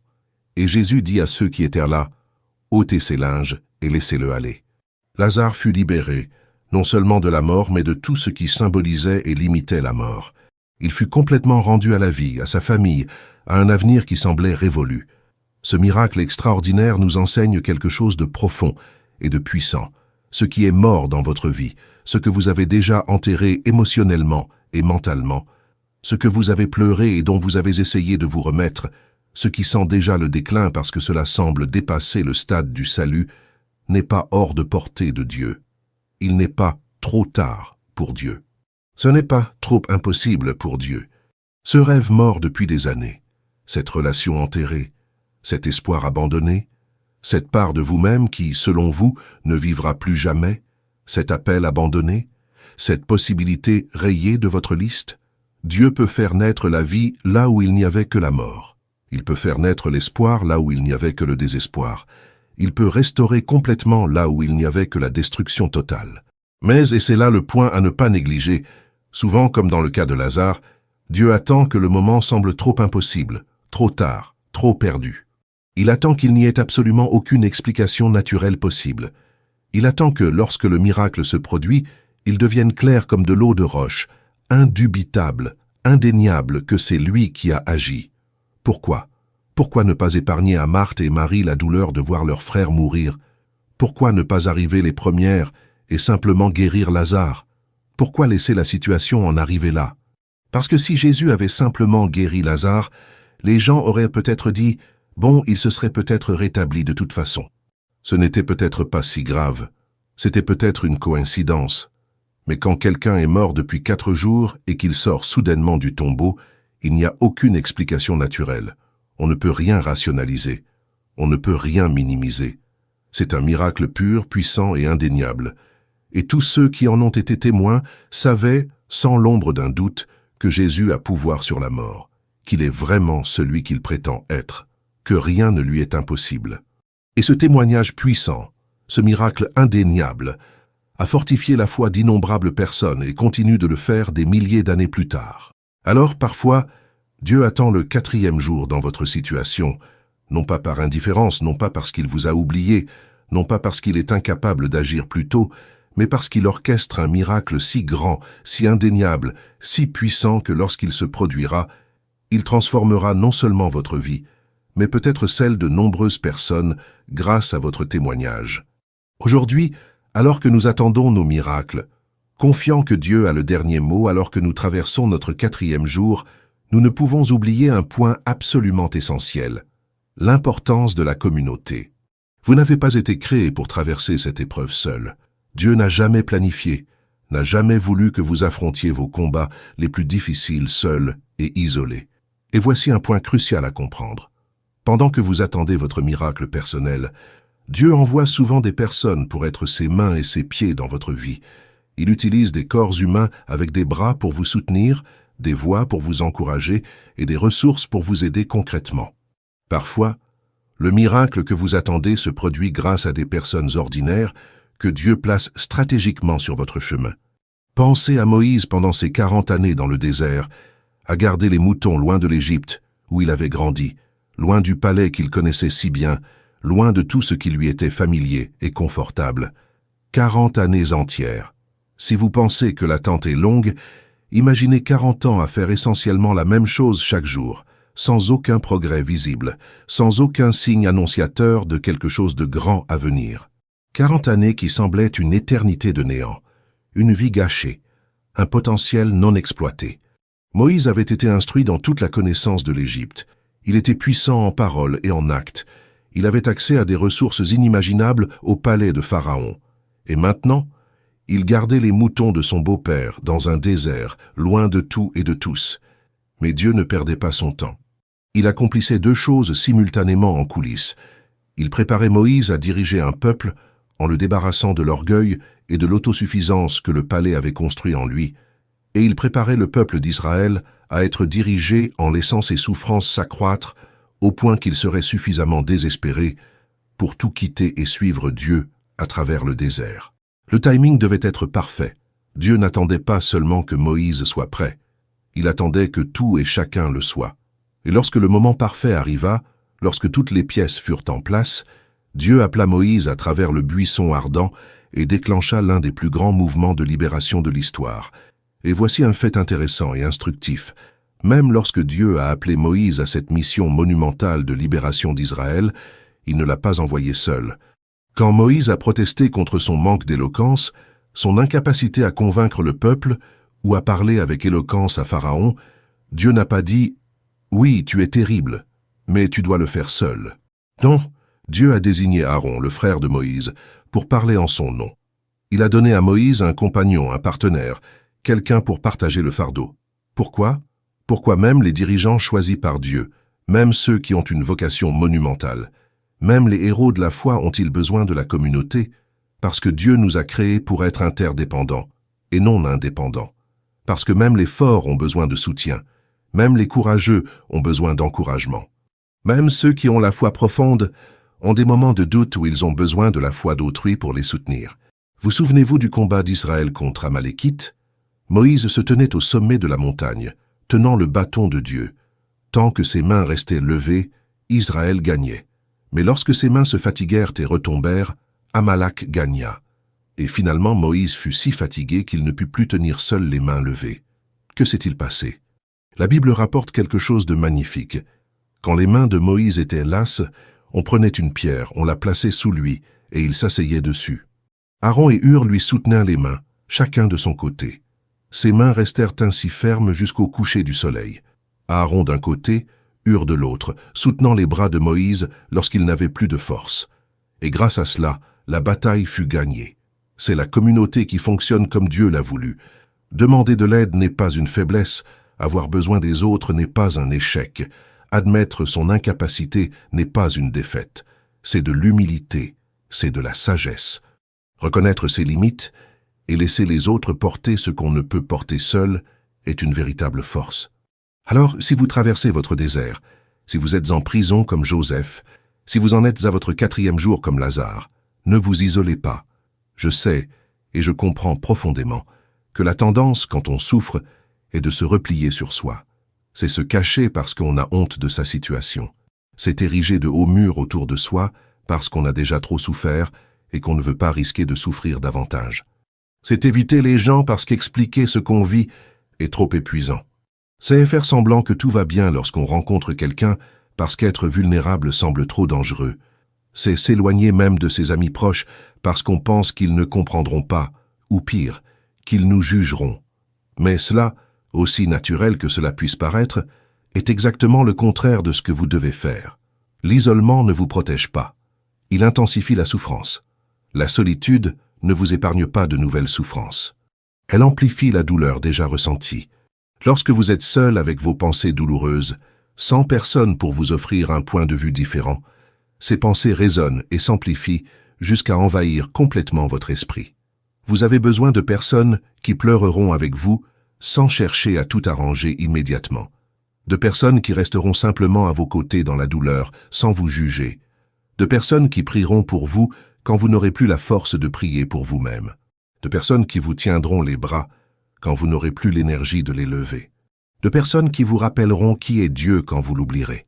De personnes qui vous diront la vérité quand tout ce que vous entendez intérieurement n'est que mensonge.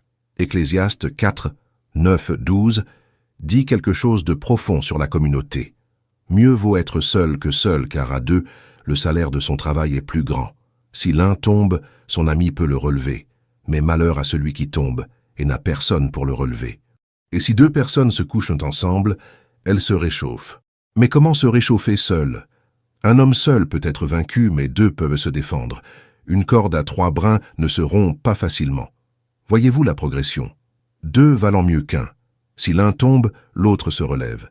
S'il fait froid, 2 se tiennent chaud. En cas d'attaque, 2 se défendent.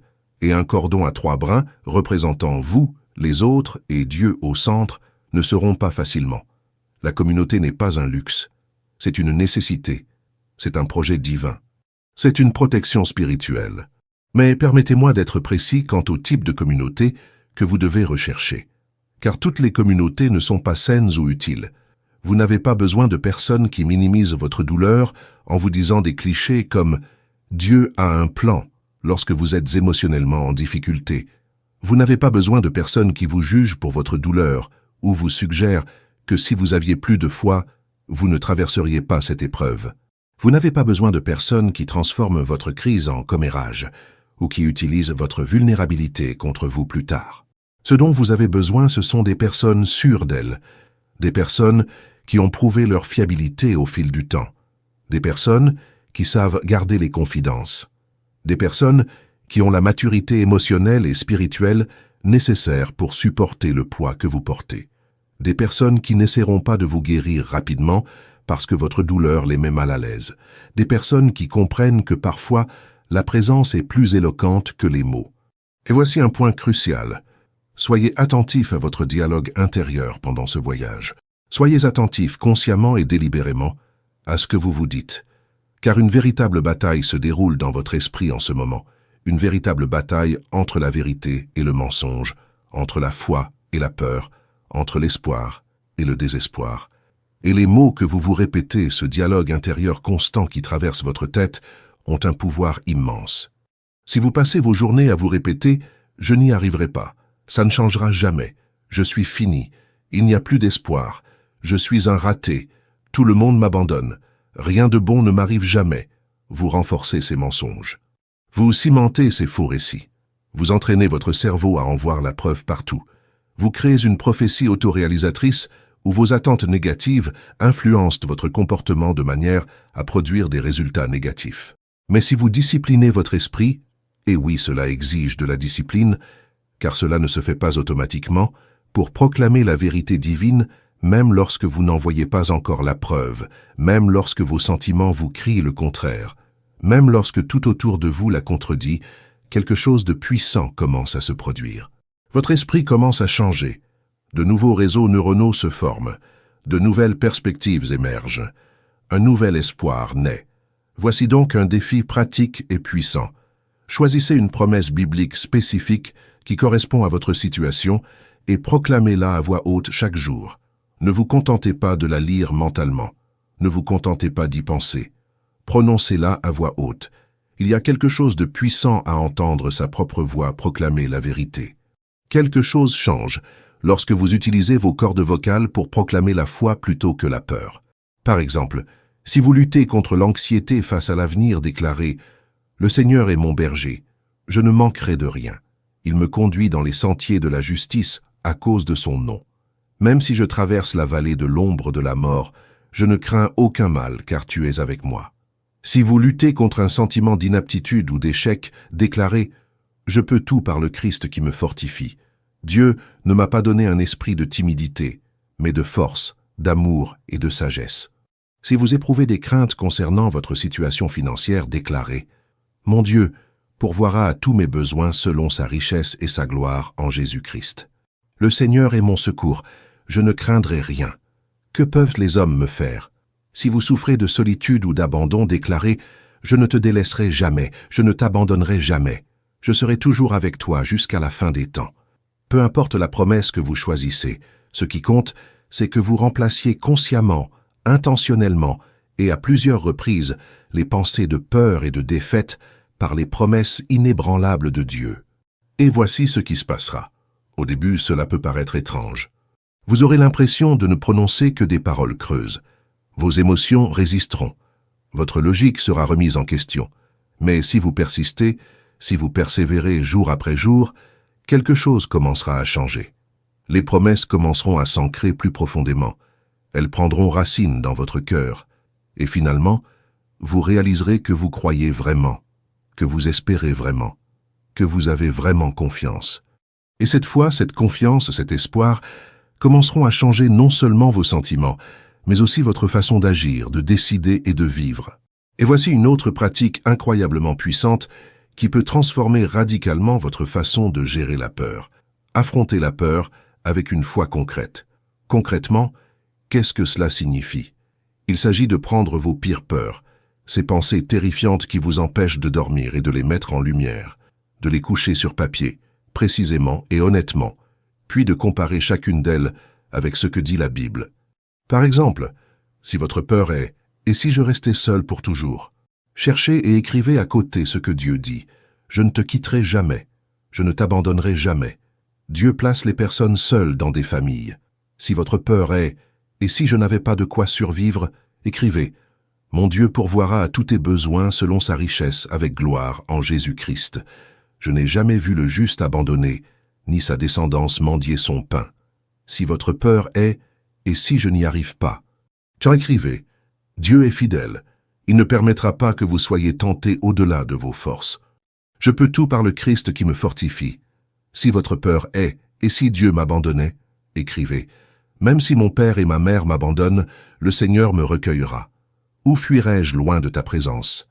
Même dans les ténèbres, tu es là. » En faisant cela, en confrontant votre peur à la vérité divine, vous apportez la lumière dans les ténèbres.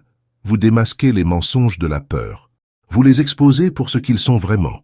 Des distorsions de la réalité qui ignorent la présence et la puissance de Dieu. Vous coupez les racines de la peur avec l'épée tranchante de la vérité. Et plus vous faites cela, plus vous confrontez chaque peur à la vérité divine, plus vous réalisez quelque chose de libérateur. La plupart de vos peurs sont des ombres sans substance réelle. Elles semblent énormes et effrayantes lorsqu'elles restent dans l'obscurité de votre esprit, sans examen, sans confrontation, grandissant sans contrôle. Mais lorsque vous les éclairez de la parole de Dieu, lorsque vous les examinez vraiment, elles se dissipent comme une brume au soleil. Parlons maintenant de quelque chose d'extraordinaire et de transformateur qui peut émerger de votre souffrance actuelle, la puissance du témoignage. Lorsque vous traversez une épreuve difficile et que Dieu vous soutient, lorsque vous traversez une vallée sombre et survivez, lorsque vous affrontez l'impossible et voyez Dieu agir d'une manière inimaginable, vous recevez quelque chose de précieux et de puissant, un témoignage. Et votre témoignage n'est pas seulement pour vous, pour votre souvenir et votre encouragement. C'est une arme spirituelle puissante pour aider les autres qui traversent la même épreuve que vous. Voyez ce qui est arrivé à Joseph après tout ce qu'il a traversé, après toutes ces années de souffrance, de trahison, d'injustice et d'attente. Il aurait pu devenir profondément amer. Il avait toutes les raisons du monde. Il aurait pu utiliser sa position de pouvoir pour se venger cruellement des frères qu'il avait vendus. Il aurait pu les asservir, les jeter en prison ou les exécuter. Et personne ne l'aurait interrogé. Ils méritaient d'être punis pour ce qu'ils avaient fait. Mais au lieu de cela, lorsque ses frères se sont retrouvés devant lui des années plus tard, tremblant de peur, attendant le châtiment mérité, il a dit quelque chose qui révèle l'extraordinaire profondeur de sa compréhension spirituelle et de sa maturité émotionnelle. « Vous vouliez me faire du mal, mais Dieu l'a voulu en bien, afin que de nombreuses vies soient sauvées aujourd'hui. » Il a transformé sa souffrance en but. Il a utilisé son histoire pour glorifier Dieu et bénir les autres, y compris ceux qui l'ont blessé. Joseph a compris quelque chose de profond que peu comprennent. Dieu peut prendre même les choses les plus terribles, même les péchés des autres contre vous, même les injustices les plus cruelles, et les intégrer à un dessein plus grand qui sauve des vies, transforme les nations et change l'histoire. Cela ne justifie pas le péché, cela ne transforme pas le mal en bien, mais cela montre que Dieu est si puissant, si sage, si souverain, qu'il peut racheter même les pires situations. Paul est un autre exemple incroyable de quelqu'un qui a transformé la souffrance en témoignage puissant. Il a enduré des naufrages où il a frôlé la mort, des prisons où il a été enchaîné et traité comme le pire des criminels, des flagellations brutales qui lui ont laissé des cicatrices indélébiles dans le dos, des lapidations où il a été laissé pour mort, la faim, la soif, le froid et un danger constant. Il a connu la souffrance intimement et personnellement. Fais regarder ce qu'il écrit dans 2 Corinthiens chapitre 1 versets 3 et 4. « Béni soit Dieu, le Père de notre Seigneur Jésus-Christ, le Père des miséricordes et le Dieu de toute consolation, qui nous console dans toutes nos afflictions, afin que, par la consolation dont nous sommes l'objet de la part de Dieu, nous puissions consoler ceux qui se trouvent dans quelque affliction que ce soit. » Voyez-vous le cycle rédempteur, le but transformateur. Dieu nous réconforte afin que nous puissions réconforter les autres. Notre douleur se transforme en compassion sincère. Nos épreuves se transforment en sagesse qui peut aider les autres. Notre blessure, une fois guérie par Dieu, devient source de guérison pour les autres. Mais cela n'arrive que si nous sommes prêts à être vulnérables, à partager notre histoire, à admettre que nous aussi nous luttons, que nous souffrons aussi, que nous avons désespérément besoin de Dieu, Et voici ce qu'il y a de vraiment puissant dans le témoignage. Un témoignage vrai, un témoignage qui a un impact réel sur les vies, ne cache pas les blessures. Il ne dépeint pas une image fausse de la perfection chrétienne où tout était toujours facile. Il ne prétend pas que vous n'avez jamais douté, jamais lutté, jamais remis en question. Au contraire, il montre les cicatrices avec honnêteté, mais pointe vers celui qui a guéri. Il parle de la véritable tempête que vous avez affrontée, mais glorifie celui qui a apaisé les eaux. Il reconnaît la vallée profonde et sombre, mais célèbre celui qui vous a accompagné à travers elle. Voici donc un exercice transformateur que je vous encourage à faire. Trouvez quelqu'un qui traverse une situation similaire à la vôtre, ou peut-être même à celle que vous vivez actuellement, et racontez-lui votre histoire. Racontez les moments les plus difficiles. Racontez les moments où vous avez failli abandonner, mais où quelque chose, quelqu'un, une prière, une parole, une force inexplicable vous a donné l'énergie de continuer un jour de plus. Racontez les façons inattendues dont Dieu a pourvu à vos besoins alors que vous pensiez qu'il n'y avait rien à prévoir. Racontez comment il s'est montré fidèle d'une manière inattendue. Et savez-vous ce qui est absolument extraordinaire? Lorsque vous partagez votre témoignage, lorsque vous racontez la fidélité de Dieu, quelque chose de puissant se produit, non seulement dans la vie de ceux qui vous écoutent, mais aussi en vous-même. Vous vous souvenez de qui est Dieu. Vous vous souvenez de votre propre cheminement de foi et réalisez le chemin parcouru. Vous renforcez votre espérance en proclamant à haute voix la fidélité de Dieu. C'est comme si, en aidant quelqu'un à se souvenir, vous vous souveniez aussi. En encourageant un autre cœur épuisé, votre propre cœur retrouve courage. Et il y a un autre aspect du témoignage qu'il est absolument essentiel de mentionner. L'adoration au cœur de la souffrance libère la puissance de Dieu de manière mystérieuse et surnaturelle. Cela peut paraître étrange, voire paradoxal. Comment adorer quand tout s'écroule? Comment louer quand il n'y a apparemment rien à louer? Comment chanter quand on a le cœur brisé? Mais c'est précisément là, dans ce paradoxe, que réside l'un des secrets les plus puissants de la vie chrétienne victorieuse. Vous souvenez-vous de l'histoire extraordinaire de Paul et Silas dans Actes 16? Ils avaient été brutalement et injustement battus. Leur dos était à vif, saignant, chaque mouvement leur causant une douleur atroce. Ils furent jetés dans la prison la plus secrète, la plus sûre, la plus sombre, la plus désespérée. Leurs pieds étaient attachés au ceps, une forme de torture qui les laissait dans une position extrêmement inconfortable et douloureuse. Il était minuit. L'obscurité était totale, une douleur intense, un désespoir total. Ils étaient loin de chez eux, en territoire étranger, accusés à tort, gravement maltraités. Il n'y avait aucun espoir humain de libération. Aucun avocat ne venait à leur secours. Aucun mouvement populaire ne réclamait justice. Ils étaient totalement vulnérables, à la merci d'un système injuste. Et qu'ont-ils fait dans ce moment si sombre, si douloureux, si désespéré? Se sont-ils plaints? Ont-ils maudit leurs persécuteurs? Ont-ils interrogé Dieu sur les raisons de sa permission? Ont-ils désespéré? Non, ils ont prié et chanté des hymnes de louange à Dieu. La Bible dit que les autres prisonniers les ont entendus. Imaginez la scène. D'autres hommes enchaînés, désespérés, ont probablement entendu de nombreux cris, de nombreuses lamentations, de nombreuses malédictions dans cette prison. Mais maintenant, ils entendaient des chants de louange. Et puis où quelque chose d'absolument surnaturel se produisit. Un tremblement de terre secoua violemment la prison. Mais ce n'était pas un tremblement de terre ordinaire, c'était un tremblement de terre ciblé.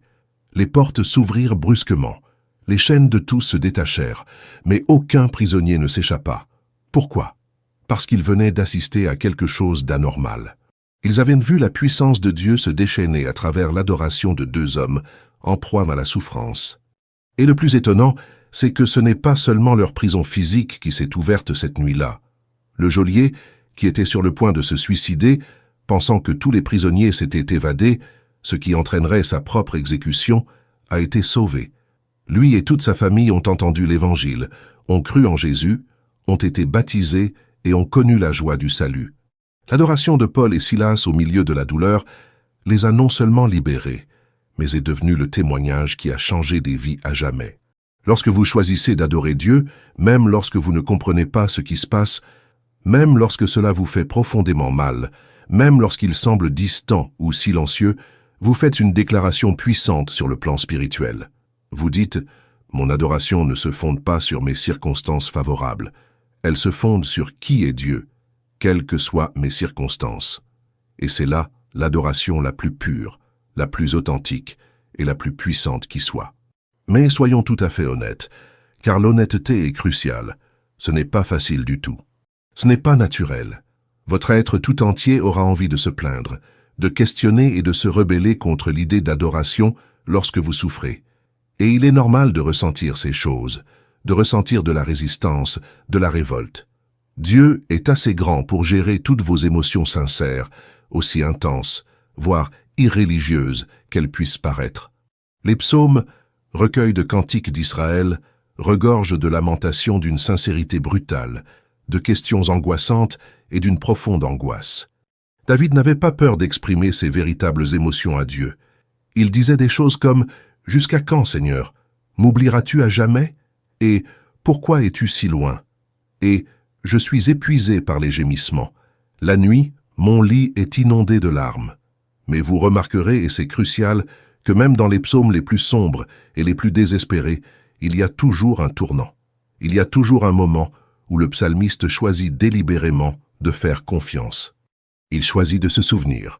Il choisit d'adorer. Non pas parce que ses sentiments ont changé comme par magie, non pas parce que la situation s'est soudainement résolue, mais parce qu'il a fait le choix conscient de détourner son attention des circonstances pour se tourner vers le caractère de Dieu. Voici donc ce que je veux vous proposer comme pratique concrète. Trouvez un chant de louange qui parle vraiment à votre cœur, qui proclame des vérités sur Dieu dont vous devez vous souvenir. Et ne le jouez pas quand vous vous sentez bien et enthousiaste. Pas quand tout va à merveille, mais quand vous vous sentez au plus mal, quand les larmes coulent sans cesse, quand le désespoir frappe bruyamment à la porte de votre cœur. Mettez de la musique, et même d'une voix brisée et tremblante, même entre de profonds sanglots, même si ce n'est qu'un murmure entrecoupé chanté. Déclarez la vérité sur qui est Dieu. Proclamez sa bonté, même lorsque vous ne la ressentez pas. Affirmez sa fidélité, même lorsque vous n'en voyez aucune preuve. Et observez. Soyez attentifs à ce qui se passe dans votre cœur, dans votre esprit, dans l'atmosphère qui vous entoure. Vous ne ressentirez peut-être pas de différence immédiate. Cela peut prendre du temps. Mais si vous persistez dans cette pratique, si vous en faites une habitude dans vos moments les plus sombres, vous découvrirez quelque chose de profond. L'adoration change quelque chose en vous. Elle réaligne votre cœur avec la vérité. Elle redéfinit votre perspective. Elle vous rappelle des réalités plus vastes que votre situation immédiate. Et souvent, mystérieusement, elle change aussi quelque chose dans les circonstances. Dieu répond à l'adoration d'une manière que nous ne comprenons pas pleinement, mais qui est réelle. Parlons maintenant de quelque chose qui peut complètement changer votre parcours, absolument essentiel pour traverser les longues périodes difficiles, comprendre l'espoir comme une discipline spirituelle. Beaucoup, y compris de nombreux chrétiens, voient l'espoir comme un sentiment qui va et vient, comme la météo. Quelque chose que l'on possède quand on est optimiste et que l'on perd quand on est découragé. Quelque chose de passif qui nous arrive ou non, selon les circonstances ou notre tempérament. Mais l'espérance biblique n'est pas du tout comme cela. Elle n'est pas un sentiment fluctuant ni une émotion passagère. Elle est un choix délibéré, une décision consciente, une discipline qu'il faut cultiver intentionnellement, surtout dans les moments difficiles où tout en soi veut abandonner. Hébreux 10, 23 nous donne une instruction claire. Retenons fermement la profession de notre espérance, car celui qui a fait la promesse est fidèle. Remarquez-vous le sens de la phrase. Retenons fermement. Il n'est pas dit « espérez quand cela vous convient » ou « attendez que l'espérance vienne naturellement ». Il est plutôt dit de tenir fermement. Cela exige un effort conscient. Cela exige une détermination délibérée. Cela exige une décision intentionnelle, surtout les jours où cela semble impossible. Et comment cultiver concrètement cette discipline de l'espérance? Comment développer cette force spirituelle? Premièrement, revenez constamment, régulièrement, systématiquement aux promesses de Dieu. Pas de temps en temps quand vous vous en souvenez. Pas seulement en cas de crise aiguë, mais délibérément et systématiquement. Lisez la parole chaque jour, même s'il ne s'agit que d'un chapitre, d'un psaume, de quelques versets. Marquez les promesses, soulignez-les, écrivez-les là où vous les verrez. Affichez des promesses sur le réfrigérateur pour les voir à chaque fois que vous mangez. Placez-les sur le miroir de la salle de bain pour les lire chaque matin en vous brossant les dents. Programmez des alarmes sur votre téléphone à des moments stratégiques de la journée avec des versets précis. Écrivez vos promesses sur des cartes et gardez-les dans votre portefeuille ou votre sac à main. Bombardez intentionnellement et stratégiquement votre esprit de la vérité divine avant que les mensonges du désespoir ne prennent le dessus. Deuxièmement, gardez votre cœur avec une vigilance délibérée. Proverbe 4, 23 nous donne un commandement crucial. Plus que toute autre chose, garde ton cœur, car de lui jaillit la source de la vie. Gardez-le, protégez-le, soyez-y attentif. Garder son cœur signifie être extrêmement attentif à ce que vous y laissez entrer. Cela signifie choisir délibérément ce sur quoi vous méditez, ce que vous regardez, ce que vous lisez, avec qui vous passez du temps et ce dont vous parlez régulièrement. Si vous consommez constamment du contenu négatif, pessimiste et infidèle, qu'il s'agisse d'informations qui ne décrivent que des tragédies, d'émissions glorifiant l'immoralité, de musique célébrant le désespoir ou de conversations pleines de plaintes et de critiques, ne soyez pas surpris si votre espoir commence à se faner comme une plante sans eau. Vous devez accorder autant d'importance à votre alimentation mentale et spirituelle qu'à votre alimentation physique si vous cherchez à rester en bonne santé. Troisièmement, servez en attendant votre miracle. Cela peut paraître totalement paradoxal. Comment puis-je servir les autres quand j'ai moi-même désespérément besoin d'aide? Comment puis-je donner quand je me sens complètement vide? Comment puis-je bénir quand je me sens maudit? Mais voici le secret surprenant. Lorsque vous détournez votre attention de vous-même et de vos problèmes, lorsque vous devenez un canal de bénédiction pour les autres, même au cœur de vos propres difficultés, quelque chose de puissant se produit. Votre perspective change radicalement. Vos problèmes, qui semblaient insurmontables, commencent à vous paraître plus faciles à gérer lorsque vous percevez les besoins des autres. Votre douleur, qui semblait singulière et insupportable, prend du sens lorsque vous reconnaissez que chacun mène un combat. Vous devenez alors un participant actif du royaume de Dieu au lieu d'être un simple bénéficiaire passif attendant que Dieu fasse quelque chose pour vous. Jésus a dit quelque chose de profond à ce sujet. Il y a plus de bonheur à donner qu'à recevoir. Plus de bonheur. Pas seulement autant de bonheur, plus. Il existe une bénédiction particulière, une joie unique, qui naît du don, du service, de la bénédiction des autres, surtout lorsqu'on le fait dans un état de manque plutôt que d'abondance. Quatrièmement, et cela peut paraître simple, mais c'est absolument transformateur, pratiquez la gratitude quotidiennement, systématiquement. Et je sais exactement ce que vous pensez peut-être, mais je n'ai aucune raison d'être reconnaissant en ce moment. Ma vie est en miettes, tout va mal. Comment puis-je être reconnaissant? Mais c'est tout simplement faux, même si vos sentiments vous le disent.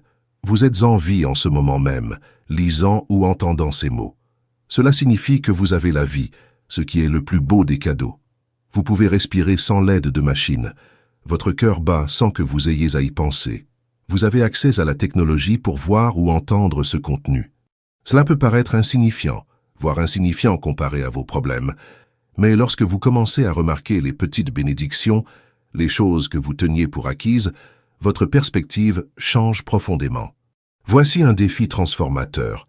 Pendant 30 jours consécutifs, sans sauter un seul jour, notez 3 choses pour lesquelles vous êtes reconnaissant chaque jour. Et voici la règle. Il ne faut pas répéter les mêmes choses sans cesse. Il faut rechercher chaque jour de nouvelles bénédictions. Au début, les premiers jours, cela peut être vraiment difficile. Il faudra peut-être réfléchir intensément, forcer son esprit à rechercher le positif au lieu de voir automatiquement le négatif.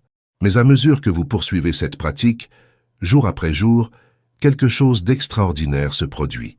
Vous commencez à entraîner votre esprit, à reprogrammer littéralement vos schémas de pensée, à rechercher le bien au lieu de vous concentrer automatiquement sur ce qui ne va pas. Et cela transforme absolument tout. Non pas parce que vos problèmes disparaissent comme par magie, mais parce que vous commencez à voir que même au cœur des difficultés, il y a des bénédictions. Même dans l'hiver le plus froid, il y a des signes de vie. Même dans la nuit la plus noire, des étoiles brillent. Cinquièmement, évitez à tout prix les comparaisons. Nous vivons à l'ère des réseaux sociaux, où chacun semble vivre sa vie à son meilleur. Vacances parfaites, relation parfaite, corps parfait, carrière parfaite, famille parfaite. Mais c'est une illusion soigneusement construite, un mensonge bien ficelé. Vous comparez vos coulisses, tout le désordre et les imperfections de votre vie réelle, avec la vie scénique des autres, les moments sélectionnés et filtrés qu'ils choisissent de montrer. Vous comparez votre réalité entière, y compris les aspects négatifs que personne d'autre ne voit, aux moments clés de la vie des autres. Et c'est la recette garantie d'un profond découragement, d'une envie corrosive et d'une insatisfaction chronique. Vous ne vous sentirez jamais assez si vous mesurez constamment votre vie à l'aune des autres. Et voici la vérité libératrice. Dieu œuvre dans votre vie d'une manière unique, personnelle et spécifique. Son timing pour vous est différent, complètement différent de celui de quiconque. Son chemin pour vous est unique, il ne copie pas celui d'autrui. Les leçons qu'il vous enseigne sont spécifiques à ce à quoi il vous prépare. Alors cessez de regarder constamment autour de vous en vous demandant « Pourquoi Dieu a-t-il déjà fait cela pour elle et pas pour moi ?» Ou « Pourquoi a-t-il déjà reçu cette bénédiction et j'attends toujours ?» Regardez plutôt vers le Père qui vous connaît intimement, qui a compté chaque cheveu de votre tête, qui recueille chaque larme que vous versez, et demandez-vous « Que fais-tu en moi en ce moment ? Que m'apprends-tu en ce moment ? Comment me façonnes-tu à travers cette expérience ?» Et voici une chose puissante à faire spécifiquement pendant les 7 prochains jours consécutifs. Chaque matin, au réveil, avant de regarder votre téléphone, avant de consulter vos emails ou vos réseaux sociaux, avant de laisser les soucis de la journée envahir votre esprit, avant toute autre action, déclarez à voix haute avec conviction « Dieu a le dernier mot dans ma vie ». Juste cette phrase. Une affirmation simple et pourtant profondément puissante. 7 jours d'affilée. Cela peut paraître trop simple pour faire la différence. Une seule phrase peut sembler peu efficace, mais vous serez extrêmement surpris de l'impact que cela aura sur votre façon d'aborder chaque journée. Parce que vous commencez la journée en établissant qui est aux commandes. Vous déclarez, avant toute autre voix, que Dieu a autorité sur votre vie, et cela change tout. Je ne peux terminer cet enseignement sans évoquer le fondement absolu de tout cela, le fondement sur lequel tout ce que nous avons abordé doit être construit, la prière. Car tout ce que nous avons abordé jusqu'ici, toute espérance, toute foi, toute confiance, toute résilience, doit être fermement ancré dans une relation réelle, vivante, honnête et profonde avec Dieu. Et la prière est le fil invisible, mais absolument réel, qui nous relie intimement au cœur du Père. La prière n'est pas seulement une activité religieuse, ni un simple rituel, ni une simple parole en l'air espérant être entendue. La vraie prière, la prière authentique, transforme profondément celui qui prie. Elle change non seulement les circonstances extérieures, même si Dieu le peut et le fait assurément, mais surtout, elle transforme radicalement l'être intérieur, son cœur, son esprit, sa perspective, ses priorités. Elle aligne progressivement votre cœur avec celui de Dieu. Elle ajuste votre perspective pour voir les choses à sa manière. Elle réorganise vos priorités pour refléter ce qui compte vraiment pour l'éternité. Elle vous transforme de l'intérieur, d'une manière que vous ne remarquez pas toujours sur le moment, mais qui devient évidente avec le temps. Et voilà pour aujourd'hui. Nous avons abordé beaucoup de contenus, de vérités profondes et de pratiques transformatrices. Mais voici le plus important. Qu'allez-vous faire de tout cela ? Car la connaissance, sans application, n'est qu'une information qui prend de la place dans votre esprit. Mais la connaissance appliquée, la vérité vécue, les pratiques mises en pratique, tout cela transforme radicalement des vies. Si ce message a touché votre cœur d'une quelconque manière, si quelque chose qui a été dit ici a apporté de l'espoir à votre âme fatiguée, si vous avez senti Dieu vous parler à travers ces mots, je veux vous demander de faire 3 choses importantes dès maintenant. Tout d'abord, aimez cette vidéo et abonnez-vous à la chaîne si ce n'est pas déjà fait. Cela peut paraître anodin, mais en faisant cela, vous contribuez à ce que ce contenu atteigne davantage de personnes qui ont besoin d'entendre ce message. Il y a quelqu'un en ce moment qui envisage d'abandonner. Quelqu'un a besoin qu'on lui rappelle que Dieu a le dernier mot. Vos likes et votre abonnement aident ce message à lui parvenir. Deuxièmement, et c'est extrêmement important, laissez votre commentaire ci-dessous. Racontez-nous ce que vous vivez, si vous vous sentez à l'aise. Partagez vos réflexions sur ce qui a été enseigné ici. Proclamez votre foi publiquement. Pourquoi est-ce si important ? Parce qu'en écrivant, en mettant des mots sur ce qui vous habite, vous matérialisez ce qui flottait en vous. Vous donnez une forme concrète à vos émotions, vos pensées, vos décisions.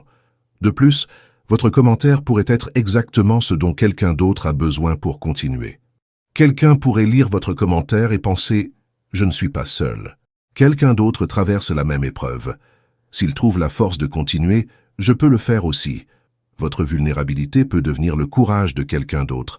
Votre témoignage peut redonner espoir à un autre cœur brisé. Et troisièmement, partagez cette vidéo avec quelqu'un qui a un besoin urgent d'entendre ce message. Connaissez-vous quelqu'un, j'en suis sûr, qui est découragé? Quelqu'un qui envisage sérieusement d'abandonner? Quelqu'un qui a besoin qu'on lui rappelle que Dieu a le dernier mot dans sa vie? Alors partagez cette vidéo maintenant. Envoyez-la par WhatsApp, publiez-la sur les réseaux sociaux. Envoyez-la par email comme vous le souhaitez. Soyez l'instrument de Dieu pour apporter l'espoir à cette personne. Car parfois, souvent même, Dieu se sert de gens ordinaires comme vous et moi pour répondre à la prière désespérée de quelqu'un. Il pourrait parler directement, de façon surnaturelle, miraculeuse. Et parfois, il le fait. Mais souvent, il choisit d'utiliser des corps humains avec des bras pour embrasser, des voix pour encourager, des mains pour partager un message au moment même où quelqu'un est sur le point d'abandonner. Alors faites ces trois choses dès maintenant. Aimez, commentez, partagez. Et sachez qu'en agissant ainsi, vous ne vous contentez pas d'interagir avec une vidéo. Vous participez activement au royaume de Dieu. Vous contribuez à la réponse.